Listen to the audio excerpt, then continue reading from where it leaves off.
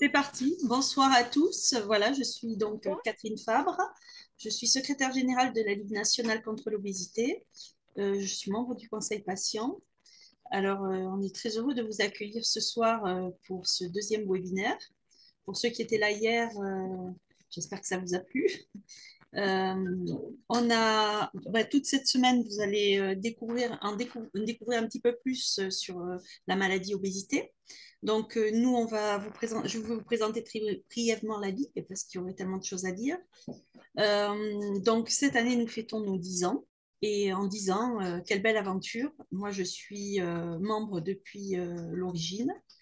Et, et on a eu plein de beaux événements, des journées sportives, des diètes à domicile qui vont repartir cette année un petit peu aussi. On a relancé au Bépiroche l'enquête épidémiologique. Et ça va repartir aussi cette année, sous plus ou moins une autre forme, mais voilà. Et du coup, il y a plein de projets. On a besoin de vous, on a besoin de bénévoles, de vos adhésions, de vos dons pour continuer à travailler sur la maladie obésité et être à vos côtés, voilà, pour vous aider à avancer dans cette maladie et puis pour avancer vers la reconnaissance aussi de la maladie auprès des autorités. On travaille à l'international, au national, et chaque jour, on essaie de développer un petit peu plus. Donc, vous avez compris que cette semaine, il y avait toute une semaine de webinaires. Donc, vous aurez demain les traitements de l'obésité, après la stigmatisation et enfin la sexualité. Mais ce soir, je vais laisser la parole à Béatrix pour les TCA. Qu'est-ce que c'est que ce truc-là? Juste un petit point sur la Ligue pour quand même que vous sachiez qui on est. On est du coup une association à but non lucratif. On est sur la prévention. On a une ligne d'écoute, OB Écoute, où toute personne qui se pose des questions sur son poids peut appeler. C'est gratuit. Une personne est là pour répondre de 9h à 17h tous les jours. On a un organisme de formation également. On est représenté sur le national par des associations de patients. Aujourd'hui, on en a 31. Donc, du coup, c'est elles, par le biais de leurs actions, qui nous font rayonner aussi. Et on a aussi des professionnels de santé ou des établissements de soins qui font qu'on on est présent sur tout le national. Sur notre site internet, vous pourrez aussi par la suite aller chercher des ressources. Alors attendez, on va passer à la deuxième slide parce que du coup, c'est sur la deuxième slide qu'il faut voir. Ça ne passe pas. Alors attendez, il y a un petit bug technique. Mais voilà, en tout cas, des multiples ressources sont disponibles sur notre site internet. Donc, du coup, soit sur le site de la Ligue, soit sur le site Journée mondiale contre l'obésité. Et en fait, ça, c'est des ressources sur vraiment des informations sur l'obésité que vous pourrez aller chercher. Ça peut vous aider pour vous, pour vos proches ou même pour en tant que professionnel, que vous puissiez avoir aussi des données. Ça peut vraiment être important. Ensuite, voilà, pour terminer sur le point de ligue, si jamais vous voulez nous soutenir, vous pouvez adhérer à notre association et faire partie de nos adhérents. En ce moment, on a une réduction de 15% donc, sur toutes nos adhésions si vous voulez adhérer jusqu'au 17 mars. Et si jamais vous voulez faire un don, il y a tout sur notre site internet. Donc voilà, je ne reste pas plus sur notre présentation. Je vais laisser la parole à Béatrix pour l'organisation de ce webinaire. Donc du coup, comme je disais tout à l'heure, il est enregistré parce qu'il va y avoir des replays qui seront d'ici 2-3 semaines sur notre chaîne YouTube. Et donc du coup, vous pourrez avoir accès à ces webinaires-là, donc autant celui-là, mais aussi sur ceux de la semaine qui arrive. Pour poser vos questions, je vous invite à aller en bas. Vous verrez, il y a un onglet questions-réponses. Vous pourrez poser les questions. Nous, on essaiera de répondre. Et sinon, il y a un temps après ce webinaire pour que Béatrix aussi puisse répondre à vos questions s'il y en a des plus spécifiques sur les TCA. Et voilà, donc moi j'ai fini ce point de vue sur la Ligue et je vous laisse du coup, Béatrix, continuer sur la thématique de ce soir qui est TCA et obésité. Donc, TCA et obésité, quelles interactions? Je voudrais préciser comme plusieurs choses. Le sujet est tellement vaste que c'est tout à fait impossible d'arriver à aborder tous les points en 40 minutes. Ça, c'est la première. La seconde, j'ai vu qu'il y avait des professionnels de santé inscrits, en particulier des psychologues. Je pense à Aurélie et Sylvie en particulier. Euh, j'ai choisi d'utiliser un langage proche de mes compétences c'est-à-dire plutôt vulgarisateur parce que je le maîtrise mieux, je me sens mieux. Et ce n'est pas parce que je pense que l'auditoire ne peut pas comprendre, pas du tout. J'ai déjà entendu ça une fois, ça m'avait beaucoup choqué. Oui, je vous explique parce que voilà, je sais que c'est dur à comprendre. Ben non, non, pas du tout. Je vous explique comme ça parce que c'est comme ça que moi je le comprends. Ce ne sont pas mes propres idées, c'est une analyse de données, du travail des autres. Euh, auquel j'adhère quand même pour partie, ça ne se veut pas du tout quelque chose d'absolu. Vous verrez que ce sont des propositions de réflexion plus que des choses vraiment très, très affirmées. Donc, voilà. Par ailleurs, je ne suis pas très douée avec le langage actuel, avec tout, en tenant compte de tous les genres. Donc, quand je parle de personne, je parle de tout le monde en fait. Je n'exclus aucune personne, aucun genre. C'est vraiment, voilà, nous sommes tous dans notre humanité. Et c'est ça qui m'intéresse en fait. C'est cette humanité qui est à la fois une et en même temps diverse. Alors, les troubles du comportement alimentaire, une petite définition, c'est vraiment la question du rapport conflictuel à l'alimentation persistant qui ne correspond pas à un besoin nutritionnel et qui dépasse notre contrôle. Donc, c'est important de comprendre que c'est une pulsion, en fait, que nous ne contrôlons pas. Et les conséquences d'un trouble alimentaire, c'est que la qualité, l'absorption des aliments est altérée. Et ça a un impact sur la santé physique ou la santé psychique, ou encore dans les relations professionnelles, sociales, familiales. Ça va vraiment bouleverser la vie de la personne qui vit avec un trouble du comportement alimentaire. Et alors, moi j'ai un petit problème, c'est que je ne vois pas. Voilà. Il faut savoir que c'est environ 8% de la population qui sont dépistés comme vivant avec un trouble du comportement alimentaire. Ce qui n'est pas beaucoup, il est possible qu'il y en ait plus, mais en tout cas pour les personnes dépistées. La première, je vais vous parler des trois plus connues, c'est l'anorexie mentale, qui représente environ 10% des personnes qui souffrent d'un trouble alimentaire. C'est un nombre quand même qui n'est pas négligé si on ramène ça à la quantité de personnes souffrant d'un TCA. Et ce qui caractérise l'anorexie mentale, c'est le fait de rechercher la minceur et d'avoir peur de grossir. Et les personnes qui souffrent de ça ont une vision d'elles-mêmes comme étant énorme. En se regardant dans une glace, elles ne voient pas la réalité physique, mais elles voient vraiment une projection de leur esprit qui est la peur de grossir. Et de ce fait, les personnes vivent avec une alimentation restrictive qui est tout à fait inférieure à leurs besoins, aux besoins du corps. Donc, elles pèsent très très peu. On arrive à des IMC qui sont assez terribles puisqu'on sait qu'à partir de 18, en dessous de 18, on commence à friser le danger et on parle de personnes qui peuvent avoir des IMC de 10, de 9. Et là, ça les met vraiment, vraiment dans un danger très très grave. Le second trouble, c'est la boulimie et ça représente à peu près un tiers des personnes qui vivent avec un TCA et ça est caractérisé par des crises, c'est-à-dire une absorption rapide de beaucoup de nourriture et une perte de contrôle. Euh, Excusez-moi, mais j'ai oublié que la roulette, voilà, faussait un peu mon travail.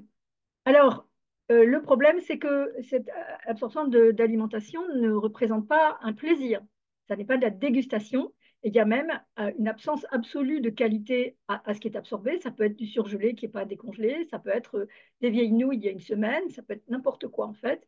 Et j'ai même entendu parler d'une personne qui a une crise terrible de boulimie, qui n'avait pas d'aliments à la maison. Et elle a mangé sa plante. Donc, ça montre qu'il y a une grande souffrance derrière ce comportement. Euh, Ce qui caractérise aussi la boulimie, c'est le fait qu'il y a des comportements compensatoires. C'est-à-dire que les personnes ne vont pas vouloir prendre de poids et donc elles vont utiliser les vomissements, par exemple, des laxatifs, des diurétiques. Elles vont jeûner, elles vont se lancer dans l'activité physique et de conserver son poids. Je connais par exemple une personne qui alternait un jour en se nourrissant beaucoup et le lendemain ne mangeant pas du tout. Elle avait trouvé ça comme solution en fait pour faire face. C'est une dépendance finalement, hein, une dépendance à un geste comportementale et donc ça affecte l'estime de soi puisque la personne perd le contrôle et c'est très très douloureux de vivre avec ça. Et on ne peut pas repérer une personne qui vit de cette façon parce que son poids est classique, il y a rien de spécial à remarquer sur son physique. En revanche, il y a des conséquences sur la santé qui sont non négligeables, puisque les vomissements peuvent amener des brûlures dans le système digestif, des carences, très très importantes qui peuvent mener à des troubles cardiaques, par exemple. La dentition est abîmée. Enfin, c'est vraiment des problèmes de santé à prendre très au sérieux.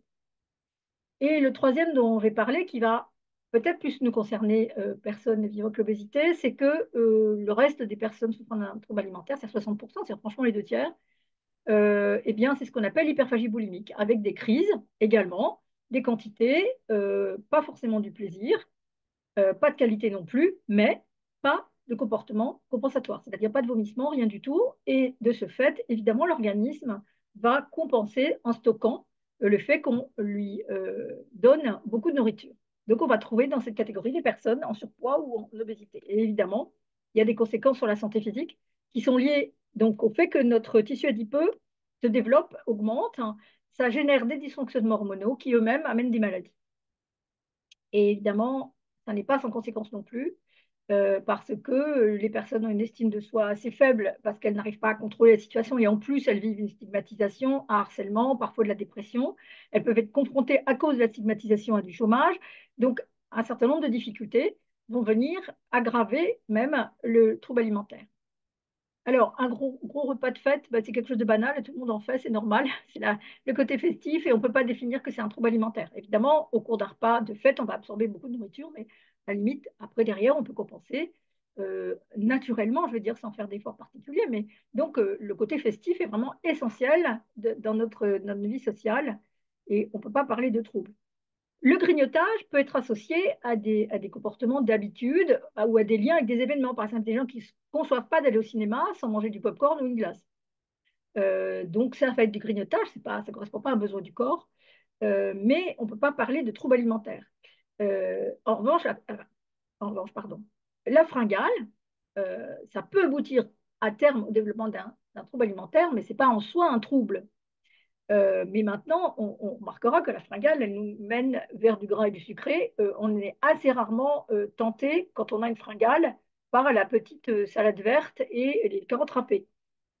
En fait, la raison est très simple. Ça ne nous intéresse pas. Ce ne sont pas les produits que notre corps réclame. Parce qu'en fait, la fringale, ça aide quelque chose de très important, de tout à fait naturel. C'est la non-satisfaction de notre faim. Si nous ne donnons pas à manger à notre corps quand il nous réclame, bah, évidemment, au bout d'un moment, ça va être assez difficile. Donc, c'est la faim qui permet de nous faire manger tout simplement. Donc, d'absorber des nutriments qui vont faire fonctionner notre organisme. C'est le carburant, en fait, de l'organisme. Et nous allons mettre dans notre système des macronutriments. Vous connaissez bien les fameux glucides, lipides, protéines, je passe. Et les micronutriments, c'est-à-dire les vitamines et les minéraux. Et c'est l'ensemble de notre carburant qui va permettre à notre organisme de fonctionner. Et si nous ne répondons pas à ce besoin, eh bien, nous allons avoir des difficultés. Alors, on va commencer par tout simplement ce qui se passe quand on n'a pas faim, parce que nos batteries sont bien chargées. À part notre cher Obélix, dont on sait qu'il a toujours faim, parce qu'il est tombé dans la potion magique quand il était petit, qu'il avait une grande force, eh bien, en principe, quand nos batteries sont bien chargées, nous n'éprouvons pas la faim. Et puis, quand la batterie décharge, quand notre corps a consommé une partie de ce qu'on lui a donné, eh bien, il va de nouveau réclamer. Et donc, c'est notre ami Avrel, que vous connaissez, et qui est toujours celui qui réclame à manger. Quand est-ce qu'on mange? Ça, c'est normal, c'est une question normale. Il a faim, il a besoin de manger. Si vraiment on ne répond pas à ce besoin, eh bien, le fameux chat de Simon, vous voyez que là, la batterie se décharge, et là, lui, il n'est pas du tout content. Il faut remplir. Hein. C'est ce que fait notre corps, il nous réclame de la nourriture. Et puis enfin, quand vraiment la batterie arrive au bout du déchargement, eh bien là, c'est plus du tout possible d'attendre. Là, c'est vraiment grave, urgent de manger. Et donc, qu'est-ce qui se passe quand on en arrive là? Ben, notre cerveau va envoyer des signaux, tout simplement. Pas du tout toujours pour notre petite salade de carottes râpées, mais bien sûr pour les aliments gras et sucrés. Et c'est normal, puisque le corps est en déficit et qu'il a besoin du gras et besoin du sucre, on va en reparler, pour fonctionner. C'est tout le carburant de notre organisme est là-dedans. Donc, si on tire sur la corde et qu'on ne donne pas les éléments dont on a besoin, ben, à un moment donné, on va avoir besoin d'en ajouter. Donc, c'est pas du tout, on ne peut pas exiger que notre intelligence commande à notre corps, en fait. On ne peut pas contrôler. Notre corps envoie des signaux à notre intelligence et c'est ça qu'on doit écouter. Sinon, effectivement, un trouble alimentaire peut naître du refus d'écouter les signaux du corps. En particulier lorsque les réseaux sociaux nous expliquent gentiment tout ce que nous devons faire ou pas faire, à quoi nous devons ressembler, et que sinon, nous ne sommes pas des personnes intéressantes. Donc ça, c'est tout à fait dramatique. On va reparler tout à l'heure des réseaux sociaux. Mais il y a quelque chose à quoi il faut penser, c'est qu'est-ce que fait à votre avis un bébé juste après sa naissance, une fois qu'on a nettoyé, posé sur le ventre de sa mère? Bah, tout simplement, c'est pas, voilà, c'est d'une grande simplicité, il mange. Et devinez ce qu'il consomme? Bah, du gras et du sucré. Donc en fait, dès notre naissance, notre organisme réclame du gras et du sucré qu'on nous donne à travers la nutrition maternelle ou le substitut qui peut être un biberon, bien sûr, mais qui va comporter tous ces éléments-là pour que nous puissions vivre. Alors, comment éviter les fringales? Ben, voilà, il faut manger, en fait. C'est tout bête, hein. Pour ne pas manger, il faut manger, si j'ose dire. Pour ne pas manger d'une façon irrationnelle, eh bien, il faut vraiment écouter notre corps et lui donner du carburant. Si on imagine une personne qui parle, qui ne prend pas de petit déjeuner le matin, qui n'a pas d'un café, il y a des gens qui ne peuvent pas manger le matin, hein. C'est comme ça, qui partent travailler sans avoir rien mangé. Mais à un moment donné, dans la matinée, ils vont quand même avoir faim. Ben, c'est là peut-être qu'il faut manger, prendre son petit déj. Si on peut faire une petite pause, parce que si on a son petit café et rien d'autre, et qu'on arrive à l'heure du déjeuner et qu'on commande la fameuse petite salade sans rien, eh bien, ça ne va pas du tout répondre aux besoins. Et forcément, à un moment donné, l'organisme va crier pour avoir sa nourriture. Et c'est là que ça va être difficile de ne pas céder à des aliments plus ou moins équilibrés, issus de l'industrie agroalimentaire ultra transformée. Et donc, voilà. Donc, il y a peut-être effectivement des choses à réfléchir pour éviter ça. Donc, il faut écouter notre corps et répondre à sa demande. Et donc, s'intéresser à ce mécanisme de batterie qui se décharge et arriver à apporter des nutriments avant d'arriver à la réclamation. Donc, vous voyez bien que quand on arrive à ce signal entouré de rouge, bah, c'est déjà très, très limite. Mais quand on arrive encore plus loin à cette baisse-là de notre charge énergétique, eh bien, notre cerveau nous envoie des messages d'alerte et notre corps crie. Alors, qu'est-ce qui va nous aider à éviter les fringales? C'est prendre soin de nous. Quand on traverse une épreuve, il n'y a pas de honte à avoir lorsqu'on a des réactions fortes en cas d'épreuve. Et c'est raisonnable à ce moment-là d'aller chercher de l'aide. Et en particulier, une chose qu'il va falloir faire, c'est apprendre à vivre avec nos émotions. Alors, ça vient du français motion, qui veut dire mouvement. Et l'émotion, c'est un trouble passager, une réaction qui dure peu de temps et qui est provoquée par une stimulation de l'environnement ou qui vient de notre intérieur. C'est-à-dire qu'un événement, par exemple, je ne sais pas moi, un accident va nous provoquer en nous une peur, qui est tout à fait naturelle. C'est une émotion, la peur, n'est-ce pas? Mais aussi, finalement, sans rentrer à la maison, le souvenir de l'accident peut provoquer à nouveau une émotion, même si nous ne sommes pas en face de l'événement lui-même. Et il est important de comprendre que l'émotion est une réaction corporelle. Ce n'est pas nous qui commandons à l'émotion, ça vient de notre corps. Et donc, on ne peut pas la contrôler, tout simplement. C'est normal, dans l'ordre des choses. C'est ça qui va nous faire de nous des humains, en fait. Nous avons les mêmes émotions, nous ne les vivons pas nécessairement de la même manière, parce que l'intensité de notre émotion, nos réactions vont dépendre de notre référentiel, de notre culture, notre éducation. Et c'est important de le comprendre, puisque finalement, on peut ne pas réagir de la même manière tout complètement, mais en revanche, on éprouvera une émotion. La mémoire du corps, le corps va stocker beaucoup d'informations et on peut donc ressentir une émotion sans comprendre pourquoi. Tout simplement parce que nos sens se connectent à cette mémoire. Notre cerveau limbique stocke notre mémoire émotionnelle, enregistre nos émotions depuis la naissance et j'attire l'attention sur le fait que également avant la naissance, c'est-à-dire que ce que va vivre la mère lorsqu'elle attend un bébé va être transmis à son bébé à naître.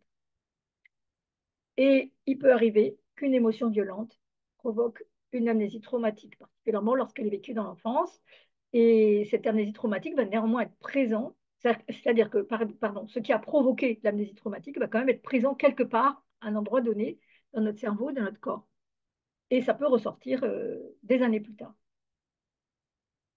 Donc notre corps perçoit des informations, nos sens ressentent, transmettent l'info à notre cerveau. Et alors, quand on a un souvenir positif, on peut par exemple éprouver de la joie. Et si le souvenir est négatif, ça sera peut-être de la tristesse ou de la peur. Une forme particulière d'émotion, le syndrome post-traumatique, on en parle beaucoup parce que malheureusement, on a beaucoup d'informations qui nous parlent d'événements violents vécus par des gens. Ça nécessite un traitement particulier parce que là, l'émotion est un petit peu en boucle, elle revient même quand l'événement est passé et elle peut altérer beaucoup la vie des personnes. 6 émotions principales, n'est-ce pas? On peut reconnaître plus ou moins à travers ces petits schémas. Joie, colère, surprise, tristesse, peur et dégoût. Et s'ajoutent à ces deux émotions principales deux autres types, le ressenti d'amour et la notion de calme.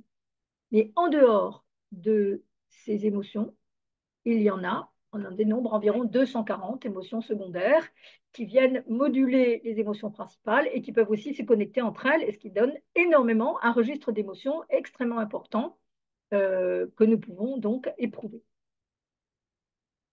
Alors, donc, c'est normal hein, d'éprouver des émotions. C'est vraiment ce qui fait de nous des êtres humains équilibrés, si je puis dire. Et nous sommes 8 milliards, n'est-ce pas, à éprouver des émotions. Donc, exprimer des émotions, c'est naturel et c'est essentiel même. Larmes, rire, malaise, faim, etc. Et important aussi d'accueillir les émotions que nous vivons, car finalement, il n'y a pas de bonne ou de mauvaise. C'est nous qui disons j'étais en colère, c'est une mauvaise émotion, ou j'ai éprouvé de la joie, c'est une bonne émotion, mais finalement, c'est un jugement de valeur. Toutes les émotions se valent, elles sont naturelles. Et donc, les exprimer, c'est important. Simplement, ce n'est pas toujours facile, parce que parfois, on ne sait pas d'où vient l'émotion. Donc, c'est difficile de l'interpréter, de la décrypter, et ça peut nous mettre mal à l'aise. On a aussi peur parfois du regard des autres. On peut avoir peur que notre émotion, le fait que notre émotion se voit, soit utilisée contre nous. Il y a eu le témoignage de personnes qui disaient, on m'a dit ça, je n'ai pas voulu pleurer, je me suis retenue de pleurer, je ne voulais pas que l'autre sache qu'il ou elle m'avait blessée parce que j'avais peur que cette blessure revienne, soit répétée. Que, parfois, on a affaire à des comportements de violence importants de la part de personnes que nous rencontrons. Il y a aussi l'éducation qui peut jouer. Vous connaissez sûrement cette fameuse phrase, un homme, ça ne pleure pas. Donc, je ne sais pas qui a décidé ça un beau jour, mais enfin, tout le monde pleure, hein, c'est normal. Donc, ça peut entraîner des personnes à ne pas exprimer leurs émotions, parce que sinon, ben, on leur a tellement dit que ça ne se faisait pas qu'ils n'osent pas laisser aller l'émotion. Il peut y avoir des circonstances, c'est-à-dire que ça peut effectivement ne pas être le moment de vivre une émotion parce qu'on a une charge, une responsabilité qui fait qu'on doit s'occuper d'autres et qu'on ne peut pas laisser notre émotion nous envahir. Mais à un moment donné, plus tard, il va falloir quand même le faire parce que sinon, on risque d'étouffer cette émotion durablement, tout simplement parce qu'il faut qu'on continue à avancer.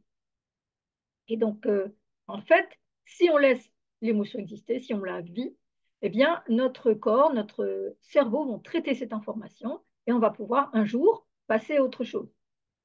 Ça ne signifie pas oublier, hein, ça signifie simplement vivre avec différemment. En revanche, si on étouffe l'émotion, le corps et l'esprit vont trinquer véritablement. Et donc, des maladies physiques ou psychiques peuvent se déclencher. Un stress peut amener une personne à un burn-out ou à un syndrome post-traumatique, comme on l'a évoqué tout à l'heure. J'ai massé ce dessin de Claire Bretéché. Quand je stresse, je mange, et quand j'ai mangé, je stresse. Je crois que ça peut résumer un petit peu le rapport à la nourriture que certains d'entre nous peuvent vivre. Et puis, troubles addictifs peuvent se déclencher et troubles du comportement alimentaire, c'est notre sujet aujourd'hui, peuvent venir de ces émotions étouffées. Donc, on se rappelle que c'est vraiment notre nature, c'est la vie d'éprouver des émotions et c'est aussi naturel de vouloir calmer une émotion en mangeant quelque chose. C'est notre réconfort, n'est-ce pas? C'est normal d'avoir besoin de réconfort. Pour d'autres, ça sera être dans les bras de quelqu'un, ça peut être un certain nombre de choses, mais l'alimentation fait partie des moyens avec lesquels nous nous réconfortons. Euh, et donc, l'alimentation, on se rappelle, c'est important de ne pas la diaboliser parce que c'est grâce à ça qu'on est vivant quand même. Donc, voilà, elle est importante pour nous permettre de vivre. Et on va s'intéresser donc à trois aspects de l'alimentation fondamentaux. D'abord, l'homéostasie, donc le fait qu'on a besoin de mettre du carburant dans notre système et que cette alimentation, en fait, c'est vraiment un pourcentage très, très élevé de nos dépenses énergétiques de base. C'est-à-dire que sans même bouger, simplement pour que nos organes fonctionnent, notre digestion, notre cœur, notre respiration, eh bien, c'est 80% de nos dépenses. Donc, ça veut dire que si on se nourrit à 75%, ça va être ennuyeux parce que déjà, on va avoir un déficit. Un autre aspect, c'est notre identité culturelle. C'est le lien entre, à l'intérieur d'un groupe, d'une famille, d'une région. Et donc là, vous reconnaissez certainement des plats. Pour ma part, celui du milieu, c'est le magret de canard, parce que j'habite dans le Gers, la région qui a inventé le magret de canard. Mais selon sa culture, ça peut être la tarte aux pommes de Bami, ça peut être le couscous de notre ami Ajmira, ça peut être plein de choses qui sont importantes pour nous, qui font partie de notre expérience, de notre culture, de nos relations familiales, la dinde à Noël, etc. Donc, ça, c'est très important. Et si on nous met au fromage blanc carotte râpée et qu'on supprime tout ça, c'est donc extrêmement difficile à vivre et pas tenable. Et puis, bien sûr, il y a le plaisir. Ça, c'est un troisième élément tout à fait fondamental de l'alimentation et qui fait que lorsqu'on n'a pas de plaisir dans ce qu'on mange, ça, c'est très, très compliqué. J'aimerais rappeler que le plaisir, c'est la source de la vie, c'est-à-dire que ça permet effectivement de vivre. Il n'y a pas de vie sur Terre si on n'éprouve pas de plaisir, puisque ça commande à l'acte de se nourrir, mais aussi, tout simplement, à l'acte de la procréation. Autrement dit, le plaisir nous permet d'être vivants et d'avoir perpétué l'espèce humaine, au bout du compte aussi l'espèce animale, les espèces animales. Euh, donc, et c'est extrêmement fondamental d'en tenir compte. Alors, d'où ça vient les troubles alimentaires finalement? Ben, si on écoute les besoins de notre corps, si on donne des nutriments, si on a du plaisir, si on exprime nos émotions, en principe, tout va aller à peu près bien. Mais en revanche, lorsqu'on n'arrive pas à calmer notre émotion et que systématiquement on fait référence toujours à la même façon de faire face, qui est de manger quelque chose, et que nous ne pouvons pas enrayer nos fringales, on est dans ce qu'on appelle le trouble du réconfort et ça peut nous amener à un trouble alimentaire, à une systématique dont on ne peut pas se passer. Si nous n'entendons plus les signaux de notre corps, donc la faim, la satiété, ou si on impose des régimes alimentaires à notre corps qui ne correspondent pas aux besoins, toujours pareil, hein, si tout d'un coup on obéit à une obligation, car ben voilà, on m'a mis au régime, je dois absolument pas manger de gras, pas manger de pain, pas manger de ceci, eh bien, ça devient très très compliqué pour notre corps, on n'écoute plus du tout ses besoins et on lui impose avec notre intelligence quelque chose qui n'est pas ce dont il a besoin. On peut s'éloigner hein, de tout ça parce que, par exemple, on a une pause repas à son travail qui est à midi de midi à midi 40 par exemple, alors que nous, notre sensibilité, nos habitudes, nos usages, ou ce qui nous fait qu'on est bien, bah, c'est 13 heures, notre heure normale pour déjeuner. Sinon, on va simplement se couler dans le moule parce qu'on n'a pas le choix. Et ça peut être compliqué parce qu'à ce moment-là, on n'est pas dans l'écoute de notre corps. Après, il y a des gens qui s'habituent, mais pas toujours. Ça peut être difficile. Il peut y avoir des contraintes temporaires, un voyage, un événement qui fait qu'on ne va pas pouvoir se rassasier correctement. On peut être confronté à des remarques dans un couple, dans des relations amicales. Ah, ben, tu devrais, il faudrait, tu dois. Ça, c'est très ennuyeux si on se met à les écouter. Mais en fait, il n'y a pas que ça, il peut y avoir plein de choses, et en particulier des éléments très, très importants dans nos vies qui peuvent entraîner vraiment un rapport à l'alimentation compliqué. La première chose, alors, sans faire de freudisme, vous savez que ces grands reproches qu'on fait de dire ah bah il m'a demandé comment ça allait avec ma mère, etc. Mais qu'est-ce qu'elle vient faire là-dedans? Bon, il ne faut pas caricaturer non plus, mais réfléchir en fait au fait que nos premiers jours, mois, années de vie sont importants pour construire notre vie d'aujourd'hui. Et donc la relation qu'on va avoir avec nos parents, qu'ils vont entretenir avec nous, et ce n'est pas nous qui sommes à l'origine de ça, ou des gens qui vont remplacer nos parents lorsqu'on les a perdus, eh bien, ça peut être très très important parce que ça peut vraiment modifier la façon dont nous nous attachons aux autres et entraîner une relation compliquée à l'alimentation. D'abord, il y a des enfants qui sont abandonnés parce que les parents ne peuvent pas s'en occuper, des femmes qui abandonnent leurs bébés parce qu'elles les ont eu très jeunes ou qu'elles ne peuvent pas s'en occuper. Il peut y avoir malheureusement des violences au sein de la famille, de toute nature. Vous le savez, les médias s'en font souvent l'écho, malheureusement, hein, de la maltraitance, du harcèlement, de la violence sexuelle. Donc ça peut avoir un impact épouvantable. Les enfants peuvent perdre leurs parents de bonne heure et tout bascule. Et puis, vous avez aussi des parents débordés qui ont du mal à reconnaître les besoins de leur bébé. Vous voyez cette dame ici, elle tient son bébé dans les bras, elle est souriante. On peut imaginer que c'est une dame affectueuse. Et lorsque son bébé pleure, elle le câline, elle lui parle, elle lui dit des mots doux avec une voix tendre. Et le bébé bah, se sent aimé, en fait. Tout simplement, il est contenu dans des bras. Et si jamais ça ne répond pas au cri de l'enfant, eh bien, cette mère, qui aura d'abord commencé par le câlin, va chercher à savoir ce qui se passe, est-ce qu'il a faim, est-ce qu'il a une couche sale, est-ce qu'il a de la fièvre. Mais donc, elle va d'abord câliner son bébé. Et donc, c'est vraiment, cette démarche-là est vraiment importante parce que si le bébé crie parce qu'il a besoin d'être pris dans les bras et que la personne qui s'en occupe ne le comprend pas et ne l'entend pas, et que la seule réponse qu'elle apporte, c'est de le nourrir, bien, d'une part, le bébé n'aura pas eu la réponse à sa demande qui était j'ai besoin de tendresse et d'affection. Et ensuite, il va faire un lien entre quand ça ne va pas, quand je crie, je mange. Donc, quand je souffre, je mange. Et ça peut être assez compliqué parce que ça va ancrer très, très tôt dans la vie des réflexes de réconfort. On peut malheureusement être confronté dans la vie à des tas d'événements. Vous l'imaginez bien, vous avez probablement une expérience dans ce genre. On peut vivre aussi dans l'enfance ou l'âge adulte des traumatismes de toutes sortes, hélas, du harcèlement moral ou sexuel, des violences conjugales. Euh, on peut être confronté dans le monde du travail à un stress important, un débordement, des grandes journées. On peut être confronté à de la discrimination et de la stigmatisation. Une séparation, ça peut être très douloureux. Un déménagement sur l'échelle du stress, c'est très élevé. Et notre besoin de réconfort, lorsqu'il s'est ancré dans des systèmes qui est la nourriture, ça m'aide à avancer, eh bien évidemment, ça peut provoquer la mise en place d'un trouble alimentaire. On notera au passage que nous sommes différents, nous ne réagissons pas de la même manière en face d'un événement, selon notre référentiel culturel. Donc, même si finalement notre vie démarre de la même manière pour tout le monde, hein, c'est la naissance, enfin, ça c'est notre petite image d'épinal, mais en réalité la naissance c'est ça, c'est un événement extrêmement traumatisant puisqu'on va changer d'univers, on passe du liquide au gazeux, va devoir passer par un étroit passage, on va avoir le cialytique, la lumière dans les yeux, tout va être bousculé, donc de ce fait, pour le bébé c'est comme un petit trauma d'arriver au monde. Il n'y a pas beaucoup d'études qui font le lien entre obésité et troubles du comportement alimentaire. Moi, je me suis intéressée aux travaux du docteur Paul Bruno, qui est psychiatre à Tours. De son côté, professeur 10, lui, a mis en place un test de dépistage et dans les personnes qui ont répondu, il a quand même mis en évidence que 78% des patients qu'il recevait, des patients en situation d'obésité, que lui, son équipe et d'autres ont reçu, eh bien, étaient confrontés vraisemblablement à un trouble alimentaire. Alors, selon l'histoire de chacun, c'est différent. On peut avoir besoin de se protéger d'une émotion, comme on l'a évoqué, se construire une carapace, avoir besoin de se réconforter, avoir besoin de ressentir un plaisir qu'on n'a pas autrement. Il y a un certain nombre de raisons qui peuvent déclencher ça. Et lorsque la personne euh, fonctionne de cette façon-là, bah, elle peut développer une hyperphagie boulimique qui va entraîner une prise de poids, puisqu'on se rappelle qu'il n'y a pas de compensation pour éviter la prise de poids. Et donc, la personne qui prend du poids, si jamais elle veut en perdre, elle va se mettre à un régime restrictif et effectivement perdre du poids. Mais on sait que ce régime fromage blanc carotte râpée ne va pas être satisfaisant. D'abord, ça ne répond pas aux besoins du corps, comme on l'a vu. Ça ne satisfera pas les goûts de la personne et ce n'est pas tenable. Si ce n'est pas tenable, ben évidemment, le poids va remonter parce que la personne va interrompre, elle va craquer, entre guillemets. Ce qui est normal, on a vu pourquoi, hein, parce que ça ne répond pas aux besoins du corps ni au goût.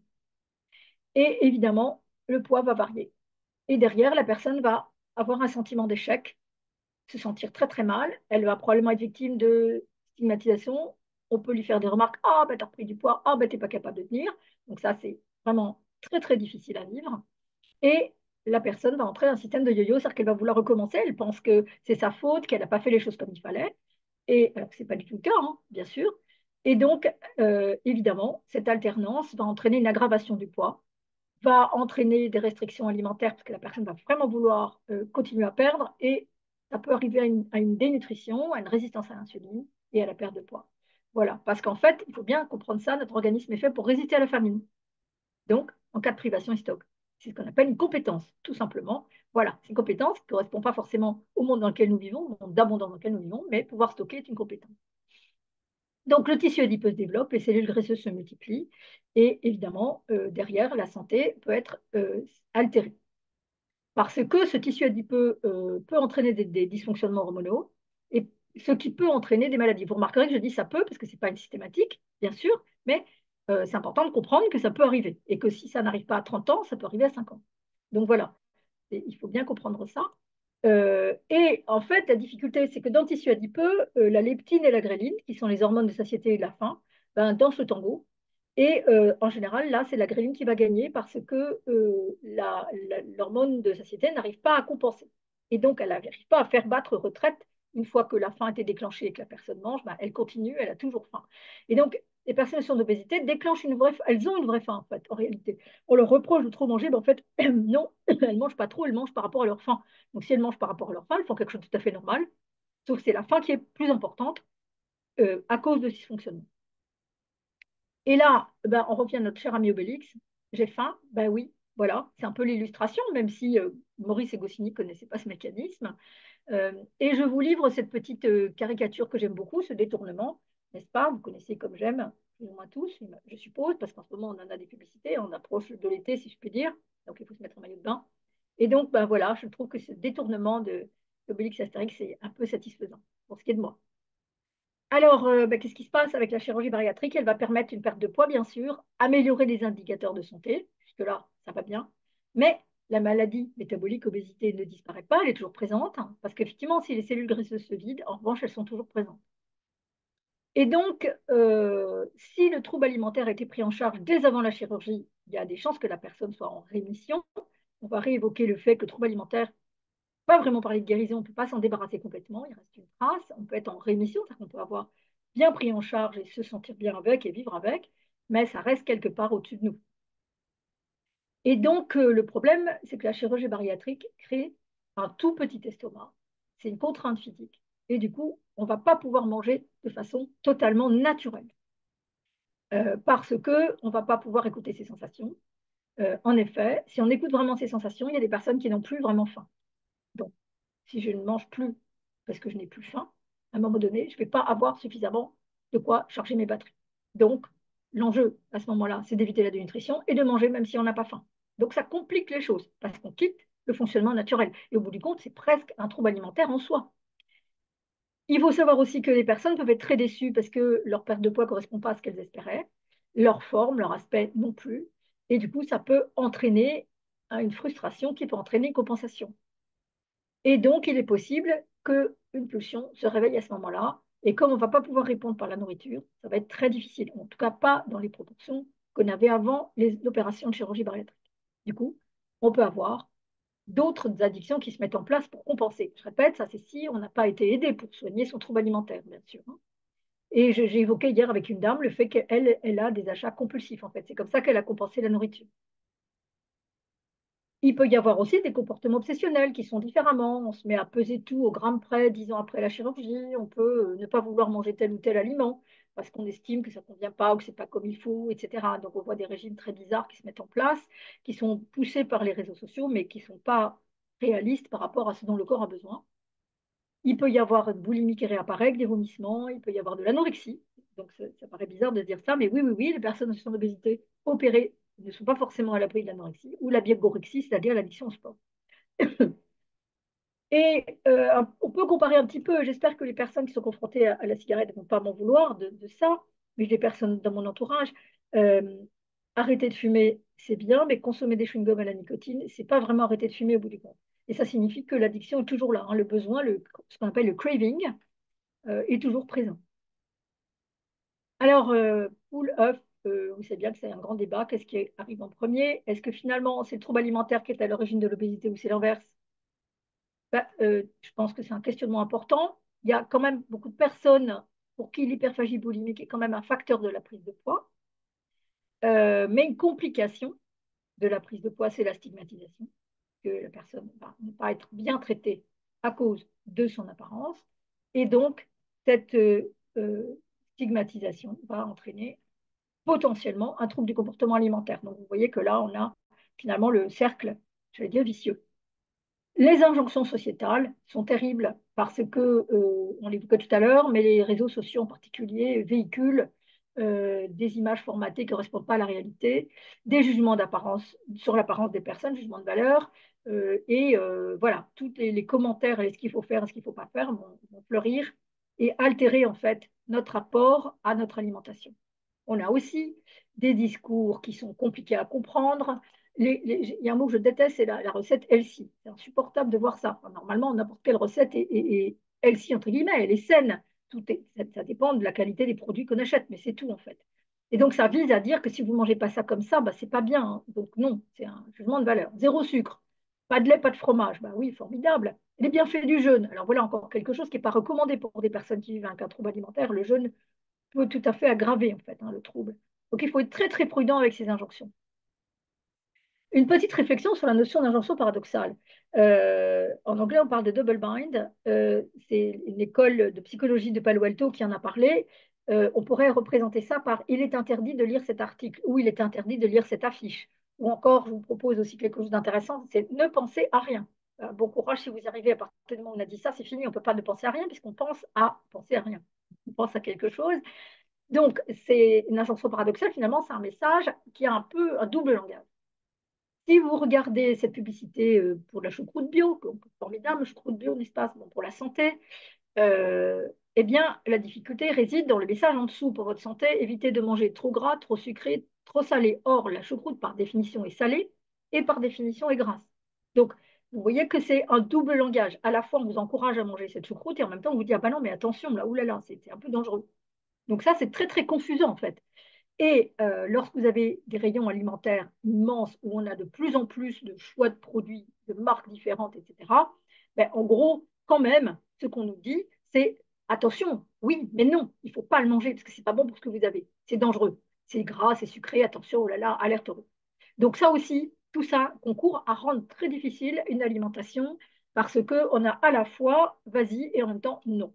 Donc voilà, c'est très difficile de faire face à ça. Et ce qu'on peut faire pour aider les personnes qui vivent avec un trouble alimentaire? Euh, on encourage ces personnes à chercher de l'aide et à se rapprocher d'un professionnel de santé spécialisé dans le trouble alimentaire, psychologue, psychiatre. On peut avoir besoin de l'aide d'un groupe de parole, particulièrement quand on traverse un deuil, une maladie. Il y a des groupes de parole dédiés pour cette maladie, comme le cancer par exemple, des personnes confrontées au harcèlement. On peut se rapprocher d'associations, parce que ça permet de se sentir moins seul.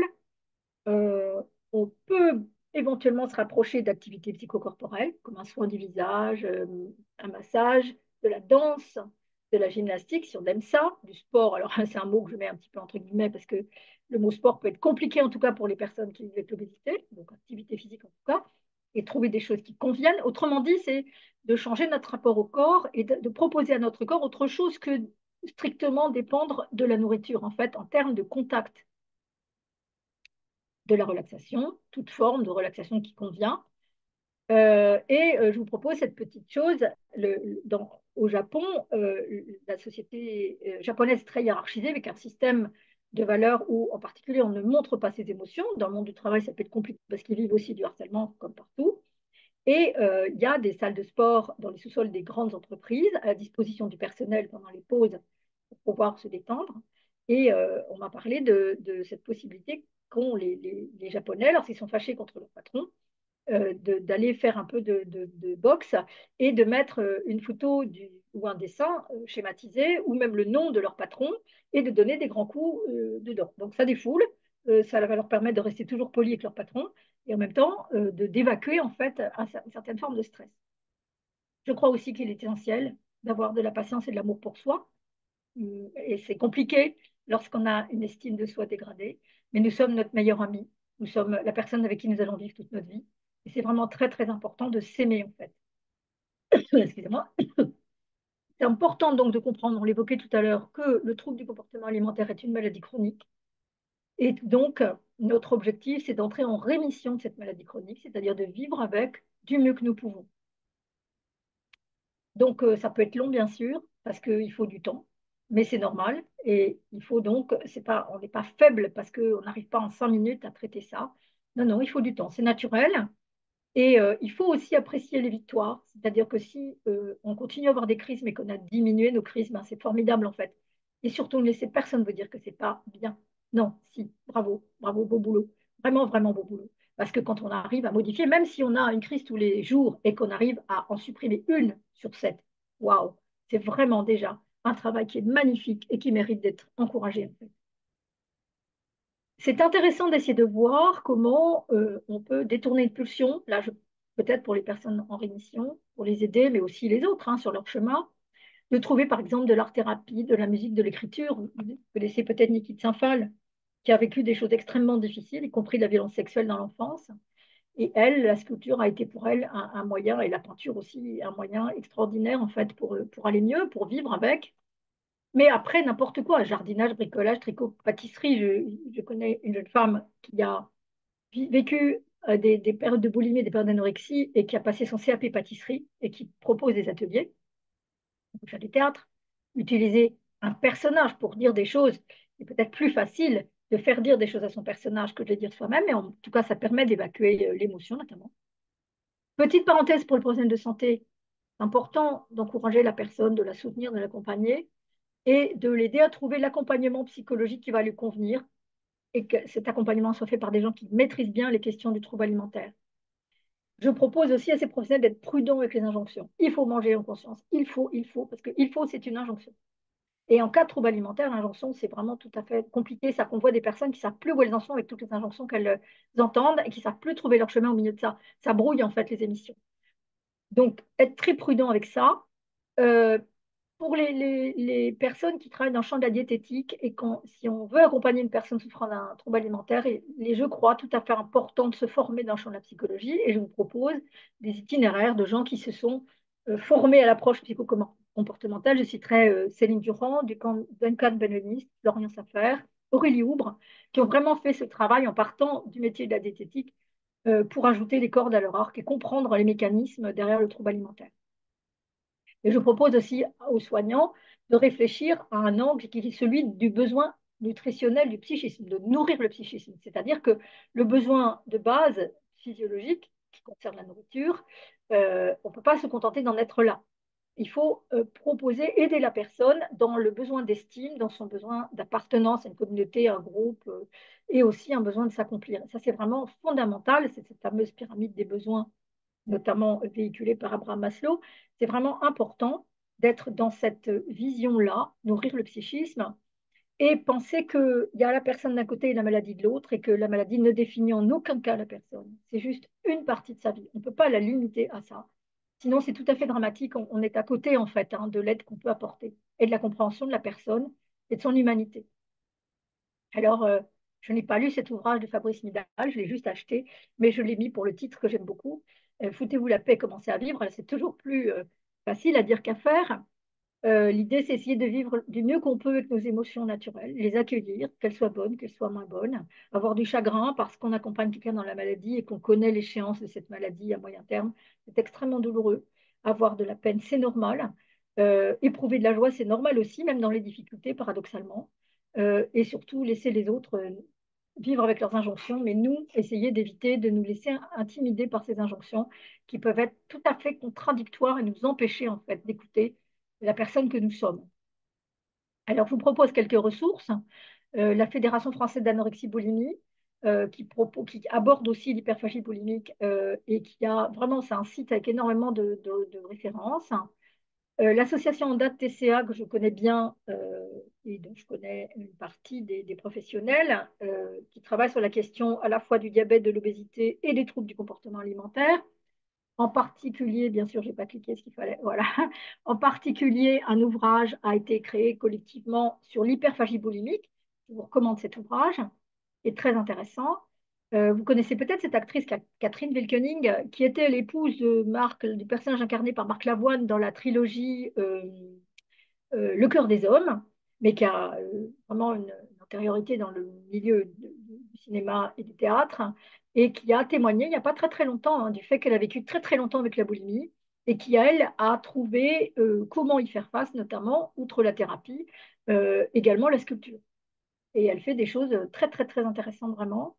Et il y a des vidéos, vous pouvez la trouver aussi avec des témoignages. Je vous recommande l'ouvrage d'Alice Miller, Notre corps ne ment jamais, parce que, vous savez, il y a des gens qui interprètent ce mot maladie par le mal a dit. Je trouve que c'est assez intéressant. C'est un peu ce que dit Alice Miller. Et ça vaut d'être lu parce que ça explique que certaines choses que nous ressentons viennent de nos émotions non vécues et qui donc viennent s'exprimer à travers notre corps. Lise Bourbeau, Les 5 blessures qui empêchent d'être soi-même.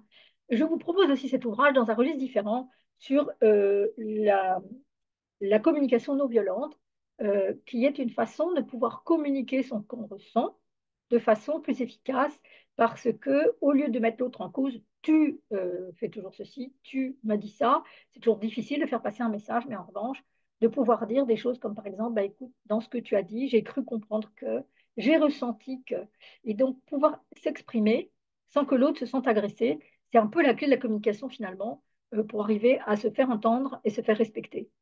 Et puis, un dernier ouvrage, donc j'en suis désolée pour le clé qui ne va pas bien. Voilà, Les langages de l'amour de Gary Chapman, qui a écrit toute une série de bouquins déclinés là-dessus. Les langages de l'amour, il a écrit au départ le premier pour la relation de couple, mais ça se décline, à mon sens, pour toute relation, quelle qu'elle soit, familiale ou autre. C'est aussi de comprendre ce qui fait qu'on se sent aimé et pouvoir utiliser le langage que l'autre va comprendre comme étant une attention de notre part et également faire comprendre ce dont nous avons besoin, nous, en termes de communication pour nous sentir bien et nous sentir aimés. Voilà. Je voudrais remercier Marion Saroka de la Ligue contre l'obésité de m'avoir invité pour parler. Je remercie aussi Nicolas Sahuc, euh, à qui j'ai emprunté l'image de la batterie qui décharge, professeur Emmanuel Dys et professeur Antoine Avignon pour leur enseignement qui met vraiment la personne au cœur du dispositif. Le docteur Rudy Caillé, parce que c'est à lui que j'ai emprunté la question de la compétence du stockage, mais aussi la complication que représente la stigmatisation dans l'obésité. Docteur Vanessa Follock, docteur Bonnet. Céline, Florian, Aurélie, Duncan, qui sont des magnifiques personnes, et puis tellement de gens à remercier que j'y arriverai jamais. À les remercier tous, sinon on est encore là demain matin. Et voilà. Et donc, si vous avez besoin de poser des questions ou de faire des remarques, parce que vous n'êtes pas d'accord, parce que voilà, plein de bonnes raisons, vous avez ici mon profil LinkedIn et celui d'Instagram. Et je suis à vos dispositions pour toute question. Je laisse quelques secondes ça pour les personnes qui veulent photographier les références. Sinon, il suffit de demander à, à la Ligue. Voilà, et je vais départager. Mario, vous me donnez le top pour que je départage? Oui, alors je suis là. Donc du coup, il y a quelques questions. Donc s'il y a des Oui, personnes qui ont des questions, ben, n'hésitez pas du coup à les poser à Béatrix. Elle est là pour y répondre. Il nous reste quelques minutes. Et comme on le disait tout à l'heure, s'il y a des questions, vu qu'on s'est donné quand même comme horaire fixe, 18h30, 19h30, si on n'a pas le temps de répondre un peu plus, ben, sachez que voilà, on répondra quand même à vos questions. Et donc, du coup, vu qu'il y aura un replay, toutes les questions auront une réponse à la fin du replay sur notre chaîne YouTube. Donc, du ok. coup, si vous voulez, on peut commencer les premières questions, Béatrix. Oui, tout à fait. Ok, donc il y a eu les TCA sont causés par une mauvaise gestion des émotions ou d'un trouble psychologique. Ça ne peut pas être hormonal. Mais vous avez vu hein, l'histoire de la relation entre la leptine et la gréline, ça c'est hormonal. Donc là, c'est pas un trouble, en fait, hein. C'est tout simplement un dysfonctionnement du corps. Donc non, c'est pas un trouble. Le trouble, c'est lorsque nos émotions sont impliquées et que nous avons du mal à faire face à nos émotions. C'est là qu'est le trouble. Encore une fois, se réconforter avec un chocolat chaud parce qu'il fait un temps de cochon, qu'on a froid, qu'on n'est pas bien, qu'on a une contrariété, c'est normal. La difficulté, c'est si on absorbe 12 chocolats chauds. Là, ça devient compliqué. C'est-à-dire que, du coup, le geste qu'on a utilisé pour se réconforter n'a pas été efficace. Donc, c'est que nous n'allons pas bien et qu'à ce moment-là, peut-être il faut explorer les raisons pour lesquelles on ne se sent pas bien et être aidé. Super. Merci. Il y a une autre question. Que pensez-vous du concept d'addiction alimentaire? Là, là, là, là. Ça a formé un gros débat pendant ma formation en DU de troubles du comportement alimentaire. Et apparemment, enfin, on parle aussi d'addiction au sucre. Il semblerait que le trouble alimentaire relève en fait effectivement de l'addiction. C'est-à-dire que c'est soigné dans les services d'addictologie, hein. C'est ce que j'ai pu voir à Lille, à Nantes quand j'y suis allée pour mon DU, parce que c'est le geste qui réconforte. C'est pas forcément la substance elle-même, parce que la grande différence en fait entre l'alimentation et ce qu'on appelle les psychotropes, auxquels on est addict, dépendants, comme l'alcool par exemple, certains médicaments, etc., le tabac ou autres. La grande différence, c'est que l'alimentation nous est nécessaire pour vivre. On ne peut pas en fait se dispenser. On peut se dispenser de boire d'alcool ou se dispenser de fumer, même si c'est compliqué. Je ne discute pas ça du tout, hein, mais on n'en a pas besoin pour vivre alors qu'on a besoin de manger pour vivre. Ça forme une essentielle différence. Donc on ne peut pas en soi parler d'addiction à l'aliment, ni même au sucre, hein. Je sais que c'est un gros débat et que plein de gens ne sont pas d'accord, mais en réalité, l'addiction vient du geste de réconfort.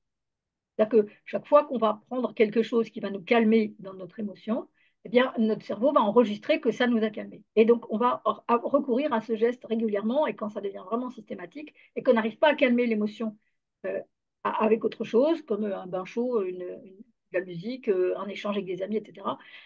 Là, effectivement, c'est intéressant de se pencher sur la question de la dépendance. Merci Béatrix.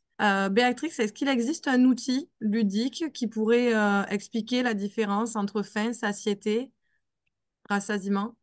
Je pense qu'il y a un paquet de vidéos, de vidéos en fait en ligne là-dessus.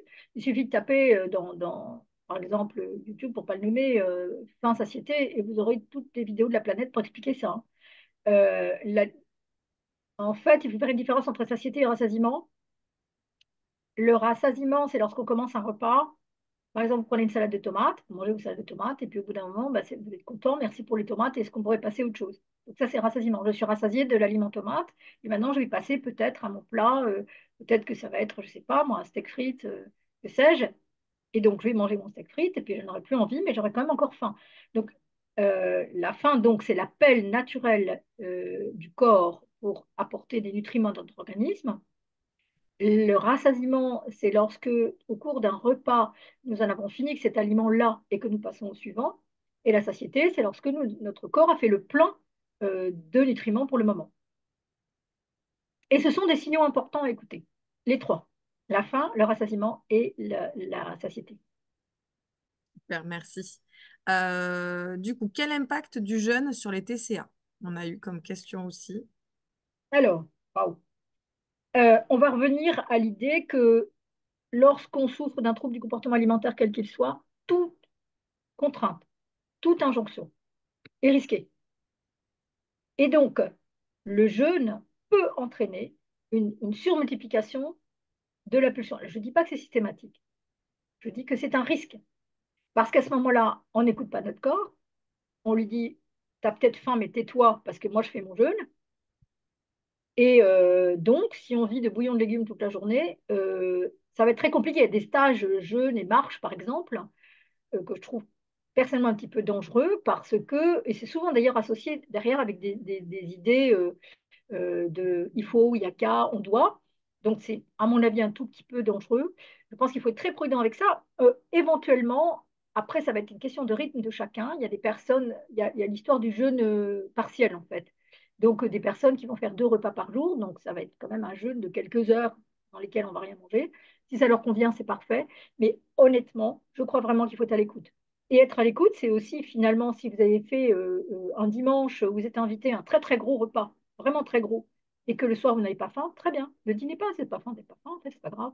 Si le lendemain au petit déjeuner vous n'avez toujours pas faim, bah, ne mangez pas. Vous n'avez pas faim. Et en revanche, j'en ai fait personnellement l'expérience il y a quelques années, et en revanche, moi j'ai eu un gros déjeuner comme ça une fois, et je n'ai eu faim qu'à midi le jour suivant. Bah, j'ai mangé à ce moment-là en fait.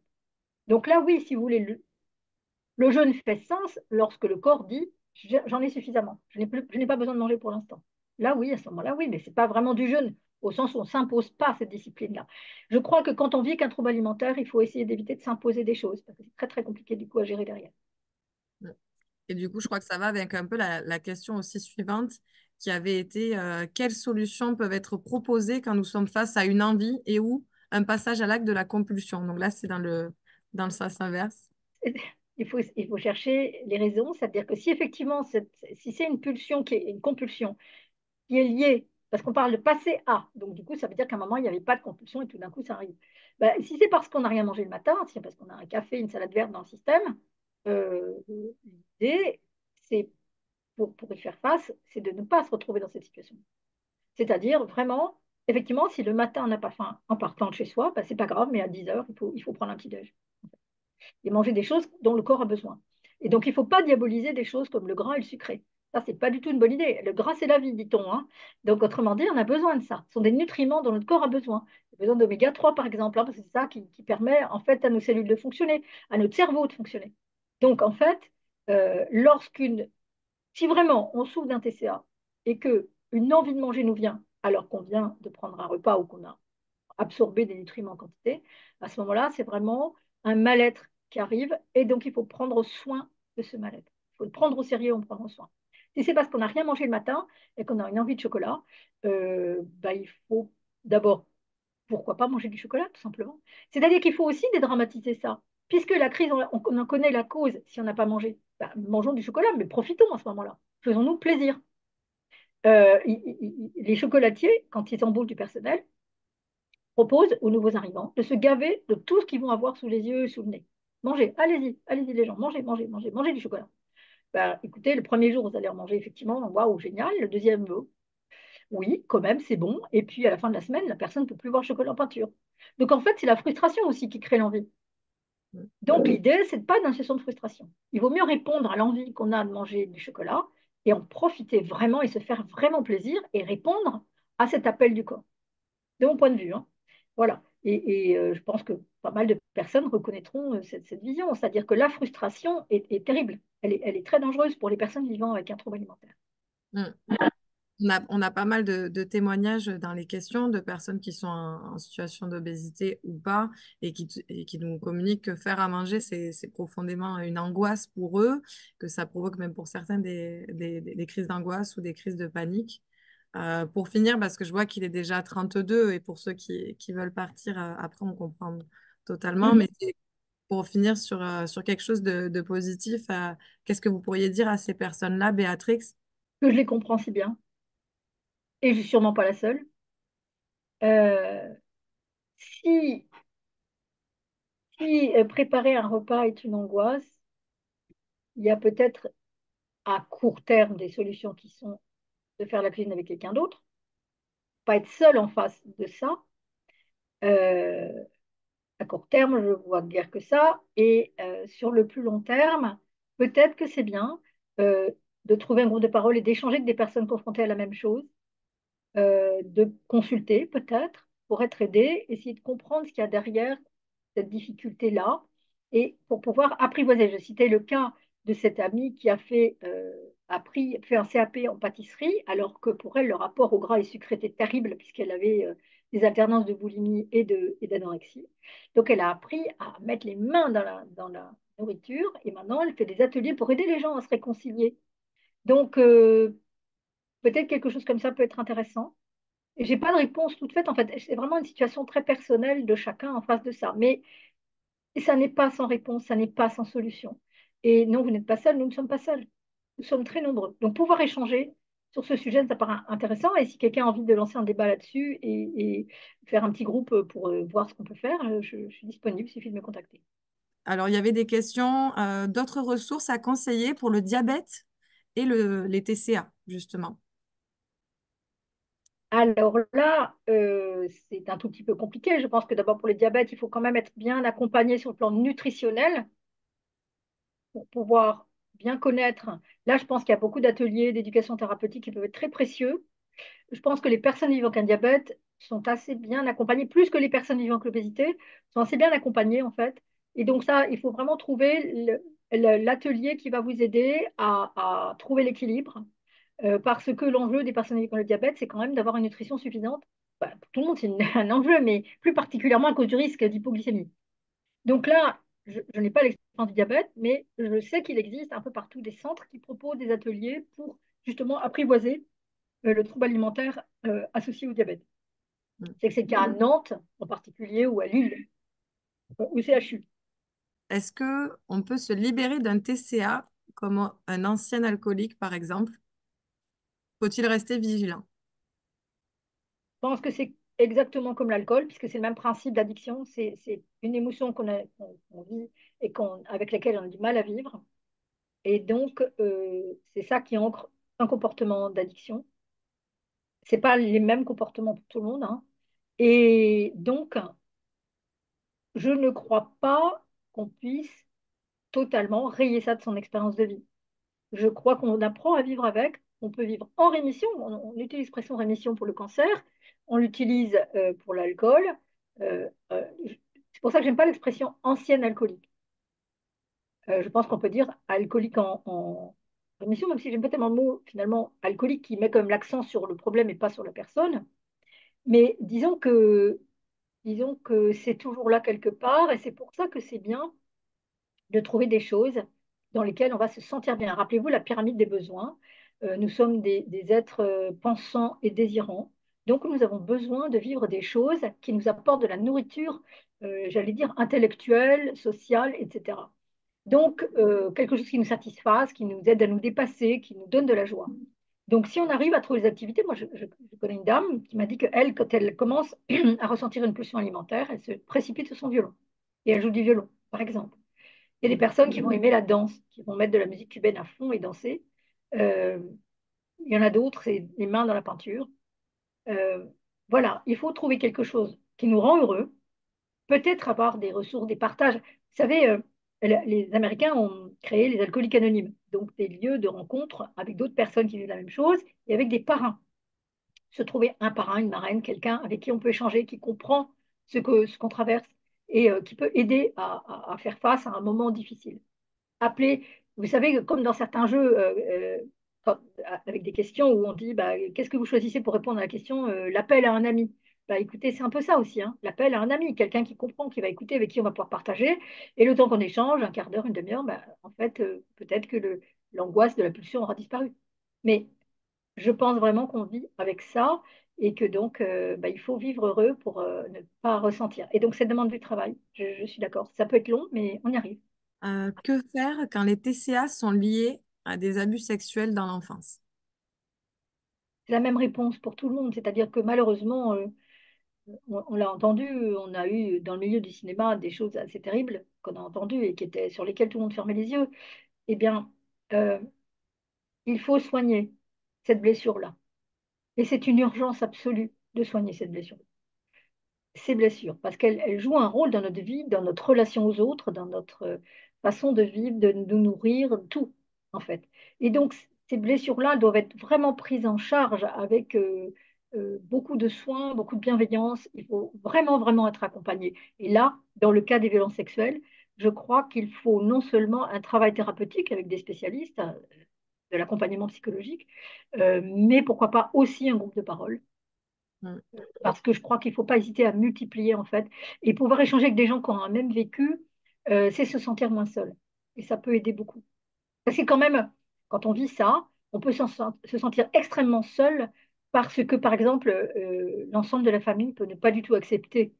Ça peut amener des gens à déposer plainte, par exemple, et tout le monde va être horrifié ce geste contre la famille, entre guillemets.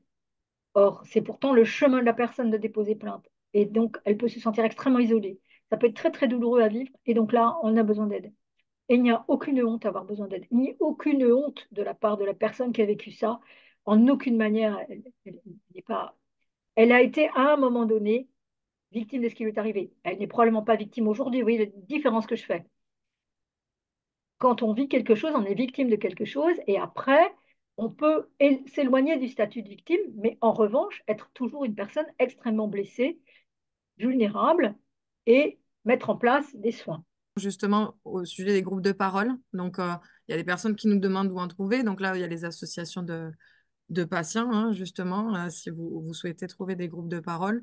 Alors nous, il y a des associations de patients qui sont adhérentes à la Ligue et qui sont référées du coup dans notre annuaire que vous pourrez trouver sur le site de la Ligue et vous pouvez les contacter pour savoir un petit peu ce qui se passe dans leur association et pour pouvoir leur demander des conseils. On me demande aussi également si vous êtes joignable par mail, Béatrix, Mais en directement. fait, là, je ne sais pas si les personnes ont pu flasher les coordonnées que j'avais mises sur LinkedIn ou autre, mais il suffit de taper mon nom dans un moteur de recherche et vous allez trouver comment me joindre. Je trouve que j'ai un nom un peu difficile à planquer. Donc, du coup, on me trouve relativement facilement. Il ne faut pas oublier le prénom, en revanche. Mais donc, vous me trouvez facilement, ou sinon, s'il a été flashé, ou sinon, c'est vous envoyez un mail à la Ligue et vous me ferez suivre, Marion. Et Mhm. voilà. Et bien sûr, je suis tout à fait. Alors, encore une fois, avec mes bien modestes compétences et connaissances dans le domaine, hein. Voilà. Allez, une dernière question. Alors, enfin, vous dites que soigner est un travail qui peut être long. Donc, pouvez-vous être plus explicite des mois, des semaines, des années? Est-ce que ça se comptabilise du coup, Béatrix? Bah, écoutez, on va faire une réponse de Normand, peut-être d'un coup, peut-être pas que non, hein. C'est-à-dire qu'en fait, on ne peut pas dire ça. Alors, à une époque, je disais qu'il fallait au moins autant d'années de soins qu'on avait eu d'années de violence. Je pense qu'il en faut plus en réalité, mais bon. Ça dépend des gens, ça dépend de notre histoire, de notre vécu, de notre culture. Il y a des choses qui sont terrifiantes dans la culture occidentale qui ne le sont pas dans d'autres pays, par exemple. Donc, si on a été élevé dans une culture différente avec un référentiel différent, le besoin, la capacité de la personne à guérir va être peut-être plus importante.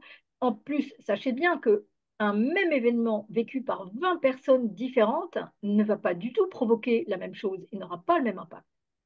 Donc, on ne peut pas répondre à ça. Il y a des gens pour qui, je ne sais pas, une dizaine de séances d'échange avec un psychologue ou un psychiatre spécialisé, bah, ça va suffire. Il y en a d'autres pour qui il va y avoir un moment d'accompagnement nécessaire, et puis après on va arrêter, et puis après on va se dire non, là quand même, il y a encore des trucs qui coincent, il faut aller plus loin. Et voilà, on aura peut-être qu'un deuil va raviver des choses, et donc ça va être par tranche en fait. Donc c'est très difficile de répondre à ça. Et encore une fois, je crois qu'il ne faut pas se comparer. C'est-à-dire qu'il y a des gens qui vont avoir besoin de 10 ans et des gens de quelques mois.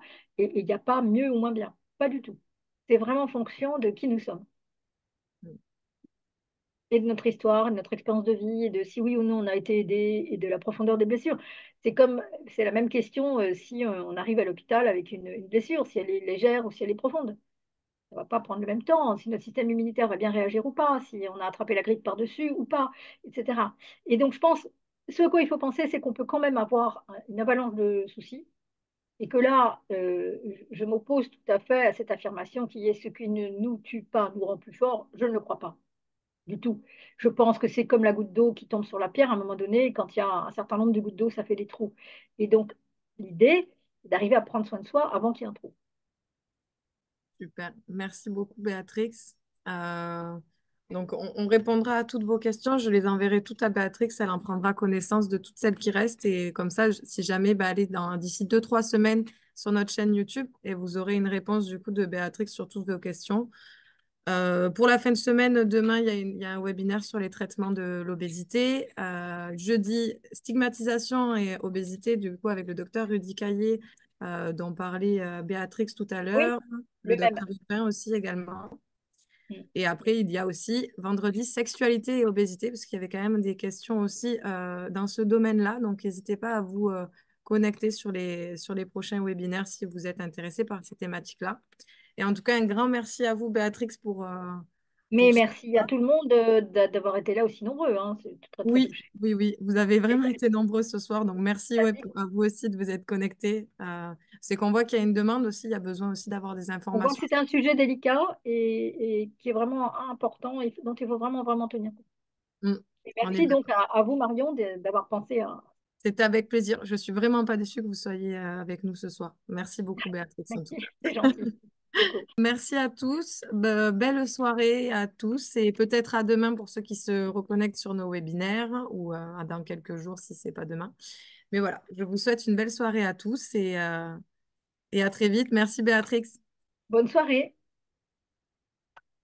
Donc, évidemment, les réponses aux questions ne sont pas exhaustives parce que c'est compliqué et qu'on n'a pas énormément de temps pour en parler, mais les questions étaient extrêmement intéressantes et elles appelaient bien sûr un commentaire, une réponse. Et d'ailleurs, si d'autres personnes veulent intervenir, peut-être dans le sous-texte de la présentation de la vidéo, ça sera possible bien sûr de répondre.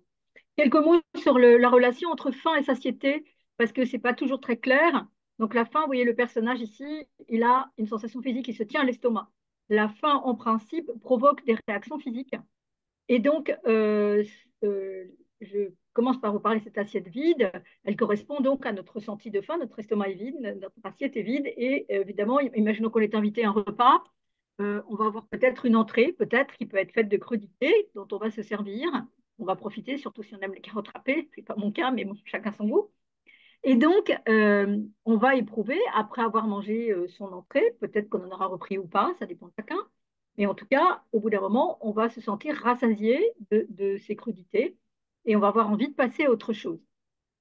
Donc, ce rassasiement fait que pour autant, notre faim est toujours présente. C'est juste que nous sommes rassasiés spécifiquement de cet aliment.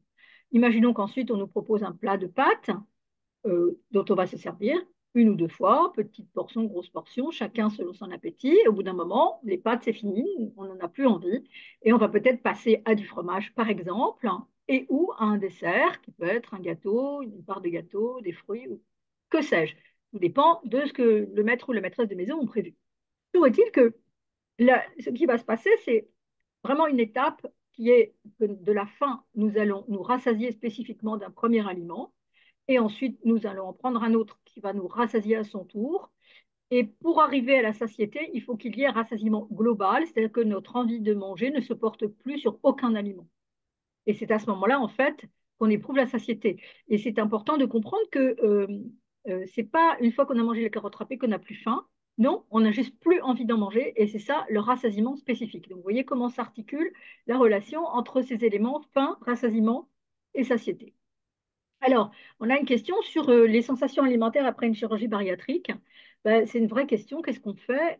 Parce que, effectivement, les chirurgies bariatriques jouent un rôle sur la production de ghrelin. Alors, l'anneau gastrique, lui, qui est de moins en moins pratiqué, mais il y a encore des gens qui vivent avec un anneau gastrique, n'a pas d'impact sur la production de la ghrelin. Il y a juste un empêchement de circulation des aliments Comme vous voyez, il y a une petite partie là qui est resserrée par l'anneau. Et donc, il faut mâcher beaucoup pour que les aliments puissent passer. Mais en tout cas, le fonctionnement normal de l'estomac n'est pas impacté. En revanche, quand on pratique la sleeve, qui est l'intervention du milieu, on enlève la partie rosée claire de l'estomac et on enlève donc la plus grosse partie qui produit la gréline, qui est l'hormone de la faim. Donc, ça signifie que la personne qui a eu une sleeve ne va plus éprouver vraiment de faim. C'est un peu différent pour les personnes qui ont un bypass. Vous voyez qu'il y a deux choses, puisqu'il y a l'estomac est séparé et forme, il reste une petite poche, mais il est toujours présent dans le corps. Et les aliments vont suivre un circuit différent de tous les sucs gastriques et digestifs. Et donc, c'est au bout d'1,40 m que ça va se rejoindre. Il y a donc ce qu'on appelle une malabsorption.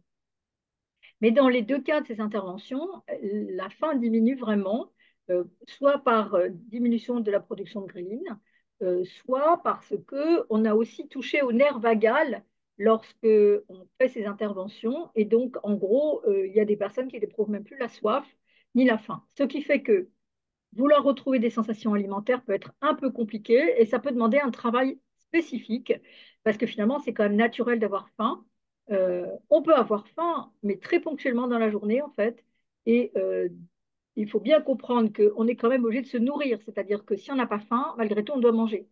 Et donc, c'est là qu'intervient le paradoxe de la chirurgie bariatrique par rapport à la notion de trouble du comportement alimentaire. C'est que si on ne mange plus naturellement, c'est-à-dire qu'on ne mange plus parce qu'on a faim, vu qu'on n'éprouve pas la faim, eh ben, la difficulté, c'est tout simplement qu'on va forcer le système naturel de l'écoute du corps et des sensations, parce qu'on va devoir manger. Et donc, à un moment donné, ça peut quand même entraîner un trouble alimentaire ou ça peut maintenir un trouble qu'on avait préexistant. Donc, c'est très compliqué et c'est important, on n'insistera jamais assez, je crois, sur la nécessité d'être accompagné pour faire face à ça. Alors, on a d'autres questions sur la chirurgie bariatrique. Quel dépistage pour les patients qui ne devraient pas se faire opérer car trop à risque à cause de la perte des sensations alimentaires? Et la personne précise pour le moment, seuls les TCA aigus sont exclus. Donc là, malheureusement, j'ai une mauvaise nouvelle, c'est-à-dire que la majorité des personnes opérées en chirurgie bariatrique n'avaient déjà plus de sensations alimentaires ou ne les écoutaient déjà plus avant l'intervention. Du coup, on ne peut pas exclure ces personnes de cette chirurgie qui précisément leur est dédiée. Donc, la réalité, c'est que ce qui est exclu, ce sont des TCA non pris en charge. Voilà, c'est-à-dire que si la personne n'est pas en traitement en cours pour son trouble du comportement alimentaire, c'est ennuyeux de lui proposer cette chirurgie parce que la personne va être à risque d'échec de la chirurgie si ce trouble n'est pas pris en compte. Donc oui, il faut dépister les personnes, mais il faut les dépister pour les soigner, les accompagner dans leur parcours de soins de chirurgie bariatrique. Mais donc la particularité des personnes en surobésité, c'est quand même que beaucoup ont un vécu de violence. On n'a pas de chiffres précis, mais selon les services médicaux, ça peut aller jusqu'à 80% de personnes ayant un vécu de violence. Donc, c'est à prendre très, très au sérieux. Ce vécu de violence entraîne un rapport parfois très difficile au corps, particulièrement quand il s'agit de violence sexuelle. Et il y a un phénomène important, c'est la déconnexion entre le corps et la tête. C'est-à-dire que le corps n'existe plus, il perd sa capacité d'éprouver des sensations parce que c'est comme ça aussi qu'il perd la capacité à souffrir. Donc, l'aide pour ces personnes avant la chirurgie bariatrique est particulièrement nécessaire. Voilà, si on veut réussir cette chirurgie, si la chirurgie est une décision importante pour la personne, bien sûr. Donc voilà pour cette question. Qu'en est-il des patients qui sont dans le déni et qui pensent ne pas avoir besoin de suivi? Alors là, c'est compliqué. Il faut comprendre que le déni est une mécanique de survie, c'est-à-dire que c'est éloigner de soi le vécu difficile ou la violence d'un événement. Donc, pour ça, si on veut aider la personne, il faut d'abord essayer de comprendre ce qui lui est arrivé. Donc, il faut l'écouter, la faire parler, mais avec discrétion, bien sûr, avec délicatesse, mais essayer de comprendre ce qui a pu arriver à la personne qui fait qu'elle est entrée dans cette mécanique de déni. Et donc, ensuite, la chose suivante, c'est qu'il faut dédramatiser le trouble du comportement alimentaire, rassurer la personne sur le fait que c'est un outil de survie dont elle a eu besoin pendant un temps. C'est comme une béquille, comme une canne pour pouvoir continuer à marcher, continuer à être droit, pas s'écrouler. Donc voilà, que c'est naturel, qu'il n'y a rien de choquant là-dedans, rien de dégoûtant. C'est juste la façon dont elle est vivante et que cette personne, c'est déjà magnifique qu'elle soit vivante en fait. Et quand on n'est pas soi-même psychologue ou psychiatre, ben, il faut proposer un accompagnement psychologique à la personne en lui disant que ça l'engage à rien de consulter, tout simplement. Peut-être lui donner des coordonnées de quelqu'un qu'on connaît, qui est en mesure de suivre. Et rassurer aussi la personne sur le plan économique, parce qu'évidemment, ça peut coûter cher. Si le suivi se fait par un psychologue, ce n'est pas forcément pris en charge. Un psychiatre, oui, parce qu'il est médecin, mais encore faut-il qu'il soit capable de mener une thérapie. Il existe un dispositif qui s'appelle Mon Parcours Psy ou Mon Soutien Psy, selon qu'on va sur le site de la Sécurité sociale ou d'autres sites. Et le site Amélie permet de connaître dans sa région les psychologues qui adhèrent à ce dispositif. Et c'est la prise en charge, excusez-moi, je vais tousser, pardon, la possibilité de faire prendre en charge 8 séances avec un tarif fixé de psychothérapie. Donc, ça peut aider déjà la personne à faire un début de travail ou à comprendre les difficultés dans lesquelles elle est. Donc, ça peut permettre de lutter, aider la personne à lutter contre le déni. Une diététicienne qui nous a demandé comment faire pour expliquer aux parents la nécessité que les enfants éprouvent du plaisir quand on mange. C'est pas toujours évident pour eux de comprendre. Donc en fait, là, il y a peut-être plusieurs choses à penser. Peut-être rappeler aux parents les 3 éléments fondamentaux de l'alimentation. C'est-à-dire que bien sûr, c'est une question de survie, hein, c'est une relation recette-dépense.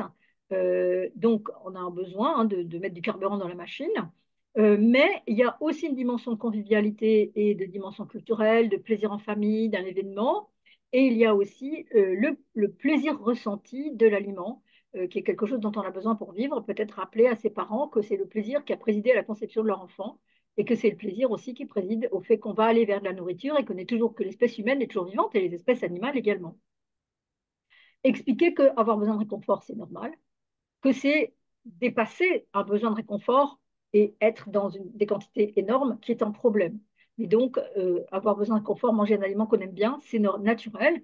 Donc, peut-être équilibrer la réponse pour les enfants, c'est-à-dire que ce n'est pas 3 McDo et 5 barres sucrées, mais peut-être se faire plaisir de temps en temps avec une barre sucrée qu'on aime bien, voir ça comme quelque chose qui est un peu un événement mais qui fait plaisir. Enfin, voilà, trouver comment faire. S'intéresser au goût alimentaire des parents et avec délicatesse, bien entendu, essayer de leur faire réfléchir sur le fait que eux, est-ce qu'ils pourraient se passer des nourritures qu'ils aiment bien et donc, qu'on va peut-être imposer ça à un enfant, ça peut être très, très difficile, comme ça peut être difficile pour eux. Essayer de comprendre s'il existe un trouble alimentaire chez un des deux parents ou chez les deux. Et ce n'est pas rare qu'il y ait des parents qui aient des rapports très compliqués, très conflictuels à l'alimentation, surtout chez les mamans, qui sont parfois à la limite de la boulimie ou de l'anorexie, et donc qui, de ce fait, ont une image du corps déformée et vont imposer quelquefois à leur enfant des régimes alimentaires difficiles. Donc, essayer de comprendre ça, éventuellement proposer une thérapie familiale, enfants et parents, pour essayer d'y voir clair dans tout ça, quels sont les enjeux derrière, en fait. Et essayer de voir s'il n'est pas possible de mettre en place des ateliers ludiques parents-enfants pour justement mieux se comprendre, mieux entendre les besoins de l'enfant et y répondre de la manière la plus équilibrée possible sans jamais oublier le plaisir. Il y a une plateforme qui s'appelle Banco dont on trouvera les coordonnées à la fin de cette partie questions-réponses et qui permettra donc aux soignants de trouver des idées. Alors, est-ce que le TCA est une forme d'addiction? Bah oui, oui, oui, et c'est très important de le comprendre. En revanche, c'est important de comprendre aussi que ce n'est pas une addiction à un aliment en particulier, puisqu'on sait, notamment dans les cas de boulimie et d'hyperphagie boulimique, que certaines personnes vont se précipiter sur n'importe quoi dans le congélateur, encore congelé, un reste de nouilles froides, moisies, n'importe, hein. Donc, ce n'est pas un aliment en particulier, ni même au sucre, car il peut y avoir des crises qui se font vers du fromage, de la viande, n'importe en fait. Mais en revanche, c'est une addiction comportementale. C'est une maladie comportementale chronique, un trouble alimentaire. Et c'est vraiment important de comprendre que ce comportement est de la personne et ce n'est pas tant la nourriture elle-même, en fait, mais le geste d'avoir recours à la nourriture. Et donc, c'est lié à ce qu'on appelle un trouble du réconfort, c'est-à-dire que se réconforter est naturel, mais prendre des quantités très, très importantes pour essayer de ressentir un réconfort, là, il y a une difficulté et c'est ça qu'il faut aider et soigner. On n'a pas évoqué dans le webinaire la notion de craving, donc c'est de l'anglais, c'est une envie dévorante, si je puis dire, de quelque chose. Le craving, on le retrouve en fait c'est un état de manque en réalité, hein, qu'on va retrouver dans l'addiction aux drogues, à l'alcool, etc. Et qu'on retrouve chez les personnes qui ont besoin de laisser aller une crise de boulimie ou d'hyperphagie boulimique. Et donc ça, c'est ça qu'il faut soigner, d'où ça sort, d'où vient le craving et comment on peut y répondre. Et comprendre aussi que le trouble alimentaire est une façon de reprendre le contrôle sur sa vie, notamment chez les personnes qui ont été très jeunes victimes de maltraitance, de violences physiques ou de violences sexuelles, où elles ont perdu leur propre contrôle puisque quelqu'un d'autre a contrôlé leur corps. Donc c'est leur manière à elles de reprendre un contrôle sur sa propre vie. Donc c'est très important de comprendre ce mécanisme et important de comprendre ce qu'il y a derrière et le vécu de la personne si on veut l'aider. Et c'est aussi la possibilité de combler un vide lié à son histoire. Et c'est très intéressant de voir, je l'ai vu notamment, j'ai pu échanger avec les enseignants du DU de troubles du comportement alimentaire que j'ai suivi, les enseignants de Nantes, hein, du service d'addictologie de Nantes, hein, qui ont peut-être plus parlé de l'anorexie, mais qui ont expliqué que c'est un système de contrôle qui s'articule autour d'un ressenti de vide de la personne à cause de son histoire. Et on remplit le vide à travers la gestion de l'alimentation. Et donc, cette mécanique est absolument la même pour les personnes qui souffrent d'anorexie, qui souffrent de boulimie ou qui souffrent d'hyperphagie boulimique. C'est le même mécanisme.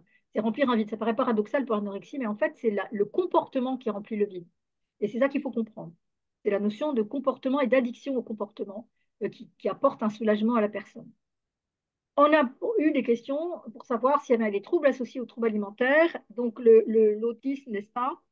Le trouble du spectre de l'autisme, ou encore le TDAH, c'est les troubles déficitaires de l'attention avec ou sans hyperactivité. L'hyperactivité pourrait être physique ou cérébrale.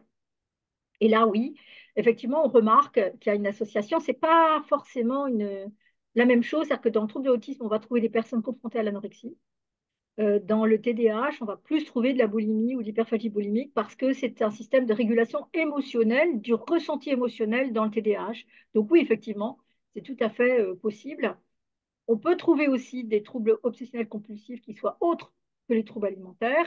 Ben là, c'est un peu tout ce qu'on peut imaginer en fait, hein. Il y a une dimension obsessionnelle dans le trouble alimentaire déjà, hein. Donc c'est presque un TOC en soi finalement. Dans les personnes qui souffrent de schizophrénie ou de bipolarité, on va trouver des rapports compliqués à l'alimentation pour deux raisons. Une raison, c'est que certains des médicaments qu'on donne pour traiter ces deux pathologies peuvent augmenter la faim, donc, et aussi la prise de poids directement, en fait, sans passer forcément par un ressenti de faim. Et puis, parce que c'est pareil, c'est un système de régulation émotionnelle, l'alimentation. Y a-t-il des troubles du sommeil associés au TCA? Alors oui, pour les personnes qui sont en restriction cognitive de l'alimentation, parce que le corps cherche à compenser, en fait, et il va maintenir son organisme en état d'hypervigilance. Et l'hypervigilance va empêcher le sommeil. Donc oui, et à l'inverse, un bon sommeil, c'est un des piliers de la bonne santé, c'est de pouvoir dormir suffisamment et d'avoir un sommeil de qualité parce que ça va apporter un certain relâchement à l'anxiété et c'est l'anxiété qui peut causer la crise de craving. Enfin, la matérialisation en fait de passer du craving à la réponse au craving qui est la crise alimentaire. Donc oui, effectivement, prendre soin du sommeil, c'est aussi la possibilité de prendre soin du trouble alimentaire. Alors, on a eu des questions sur comment faire face dans le cadre de certains types de traumatismes. Je pense que la réponse est plus ou moins la même. Donc, en particulier, on nous a demandé qu'est-ce qu'on fait quand on a un TCA et qu'on a eu des violences sexuelles dans l'enfance. Alors, je renvoie au webinaire qui a eu lieu le 8 mars et qui a été conduit notamment par la psychologue Aurélie Quillet, qui a apporté pas mal d'informations sur cette question. Également, les difficultés relationnelles parents-enfants. En fait, la réponse, c'est la même, je pense, hein. C'est identifier ce qui s'est passé, essayer de comprendre, se faire accompagner sur le plan psychologique pour y voir clair dans son histoire, ne pas rester seul avec son vécu de violence, que ça a été sexuel, que ça a été de la maltraitance dans une relation familiale. Et la relationnelle parent-enfant, il n'y avait pas de précision. Est-ce que c'est le parent qui a une difficulté que l'enfant ou est-ce que c'est l'enfant qui a une difficulté que le parent? Dans tous les cas, se faire aider, soutenir, accompagner, c'est vraiment essentiel. Et se rappeler que je vous recommande l'ouvrage d'Alice Miller hein, sur Votre corps ne ment jamais. Le titre, on l'a un peu plus loin dans le webinaire comme référence. Euh, on a, on est tous très sensibles à la notion de commandement dans un peu toutes les cultures et qui est tu respecteras ton père et ta mère, on est tous d'accord, mais quand le père ou la mère ont été maltraitants, on n'a pas ce même devoir en fait, ça éteint ce devoir, si ce n'est que On peut avoir pour eux le respect qu'on a vis-à-vis de n'importe quel être humain, mais la reconnaissance du rôle de parent, quand ce rôle a été maltraitant, devient difficile. Et ça ne paraît pas juste de rester enfermé dans cette idée que, quelle que soit la violence vécue de la part d'un parent, on doit absolument le respecter en tant que parent. Donc là, ce sont des choses très compliquées, mais qu'il est important d'aller chercher et comprendre, et donc pour ça, d'être absolument accompagné, c'est tout à fait vital. Combien de temps faut-il? Quelle thérapie pour un traumatisme? Donc pour un TCA découlant d'un traumatisme, voilà, quoi qu'il arrive, on n'est pas coupable de l'histoire qu'on a eue. Et prendre soin de soi est un must absolu. Euh, En revanche, personne ne peut dire combien de temps ça va durer et aucun thérapeute ne peut donner cette réponse parce que ça va dépendre de plein de choses en fait. Ça dépend de la durée de ce qu'on a vécu, depuis combien de temps ça s'est produit, quel genre de traumatisme. Également, ce traumatisme a été répété dans le temps? On pense à des personnes qui vivent l'inceste par exemple pendant plusieurs années. Donc, des concrétisations de cette violence un nombre élevé de fois ou de la jonction d'autres traumatismes. Si on prend une personne qui a vécu de la maltraitance dans l'enfance, qui ensuite a peut-être été confrontée au deuil d'un parent, qui a peut-être été témoin d'un accident, qui a vécu un accident, ça, en s'étalant dans le temps, et qui a été peut-être présent sur le lieu d'un attentat, par exemple, ça fait beaucoup, beaucoup, beaucoup de choses. Et là, vraiment, être aidé, c'est naturel. Voilà, il faut penser aux blessures psychiques exactement comme à des blessures physiques. Ça se soigne. Pas aussi facilement quelquefois. Et ça prend du temps. Il n'y a pas de réponse à cette question du temps, malheureusement. Je crois qu'il faut être patient avec soi. La fond de la question, c'est là, je crois. En tout cas, comme on nous l'a demandé, ben non, il n'y a pas de solution universelle qui soit prête à consommer. Absolument pas. Il y a des choses adaptées à chacun, selon son histoire. L'accompagnement thérapeutique est très varié. On peut avoir besoin d'une thérapie familiale. On parle de thérapie systémique parce que certaines écoles de psychologie estiment que la famille, c'est un système, mais le milieu du travail est un système. Les relations dans le cadre, je ne sais pas moi, d'un groupe d'activité physique, c'est un système. Et donc, très souvent, quand une personne dans un système souffre, tout le système souffre. Donc, c'est important de comprendre les mécanismes qui sont en jeu. Ce qu'on appelle les TCC, les thérapies brèves, ça va vraiment dépendre en fait du besoin, de la situation, de l'urgence. Et puis, il y a ce qu'on appelle le soutien à la thérapie, parce que ça ne remplace pas un travail de thérapie qui est s'interroger sur son histoire. Vous avez le MDR, qui est un système de déconnexion du ressenti émotionnel lié à un événement, l'hypnose, l'EFT, qui est un système de tapping aussi, de déconnexion émotionnelle, et qui peuvent être des outils précieux d'accompagnement à un travail de thérapie. Comment faire pour aller mieux dans notre rapport à la nourriture?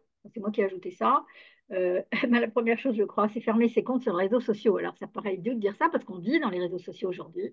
Eh bien, malheureusement, quand vous regardez les publications sur Instagram, vous faites défiler, c'est absolument terrifiant parce qu'en 5 minutes, vous avez 50 personnes qui vous ont préconisé des choses différentes et tout impératif. Il faut absolument faire comme ça. Si on veut être quelqu'un de bien, quelqu'un de beau, quelqu'un qui va bien, qui fait ce qu'il faut comme il faut ne pas manger, manger ci, ne pas manger ça.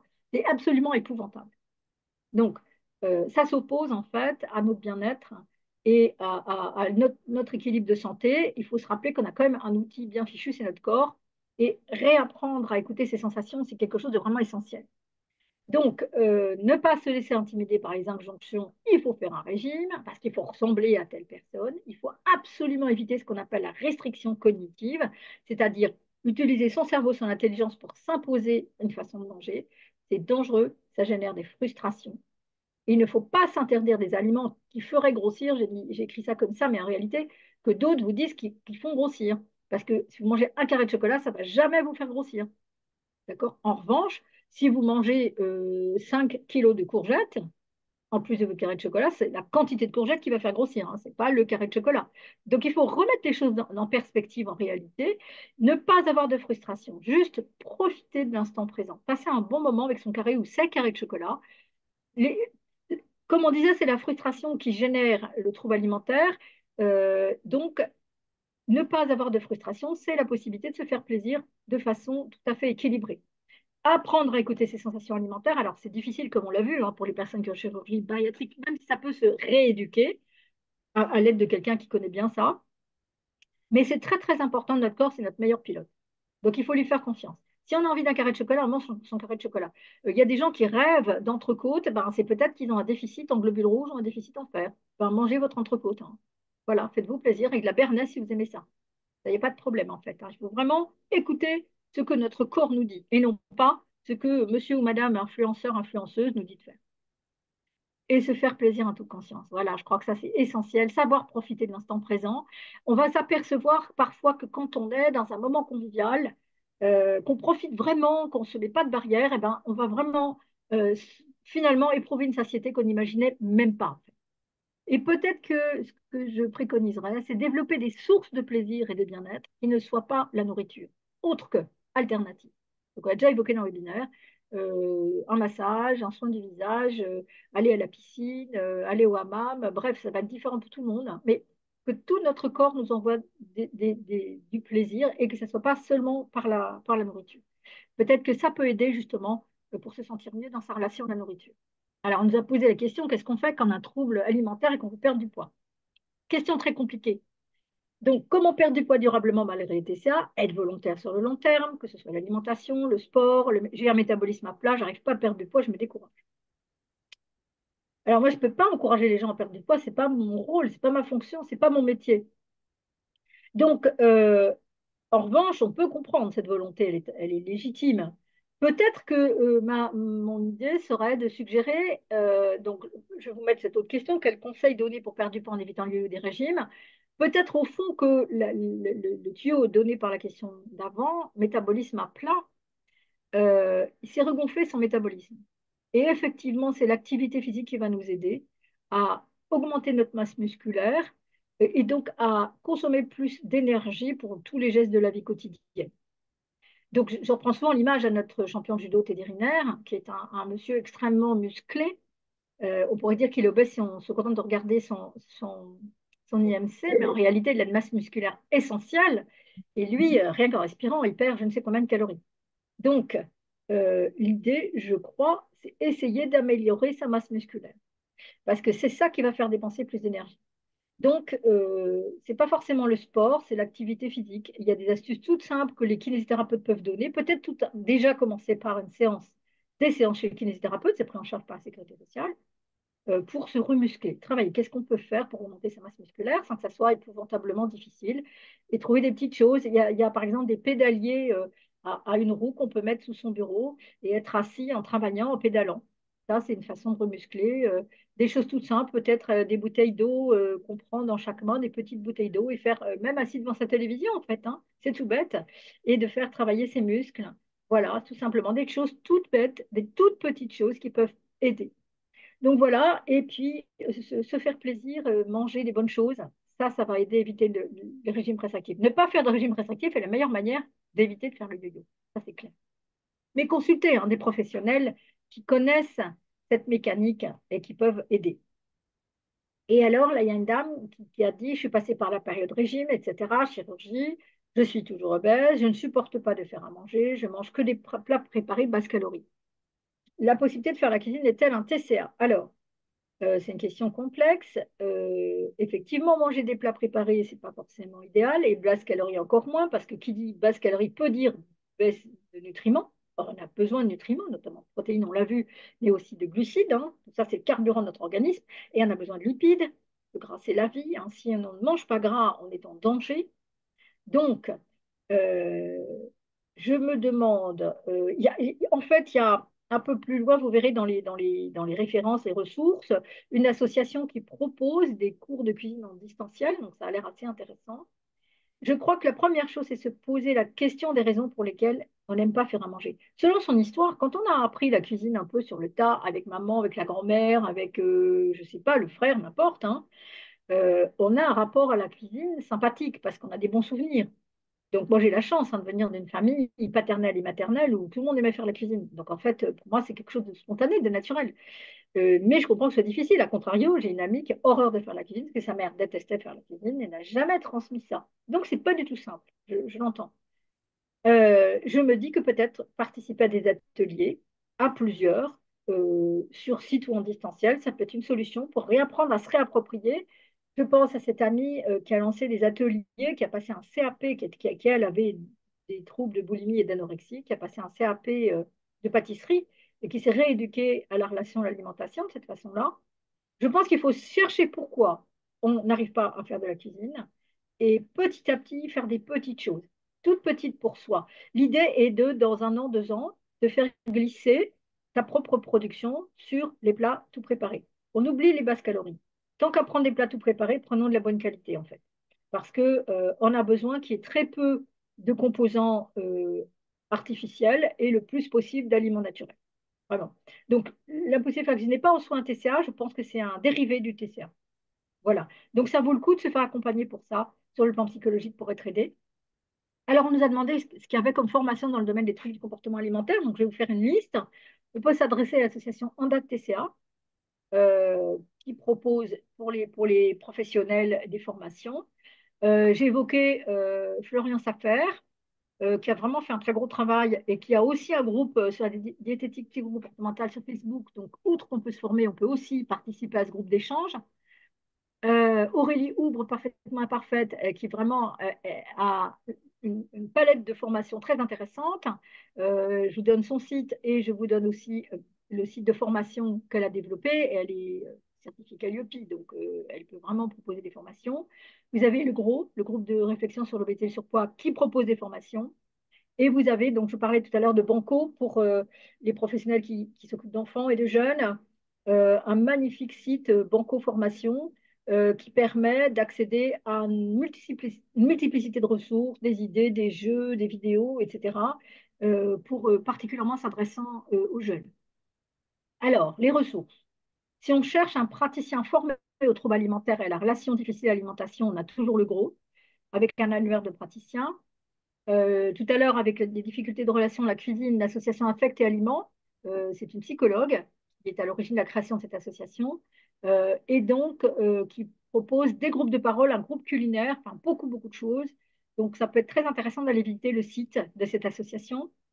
Pour les personnes avec le TDAH, vous avez une personne qui est beaucoup sur les réseaux sociaux et qui a un site qui s'appelle la Mini Coach TDAH, qui fait des petites publications très très ludiques et qui permettent aussi de déculpabiliser les personnes qui vivent avec un TDAH, parce que c'est assez compliqué quelquefois et les gens se culpabilisent beaucoup.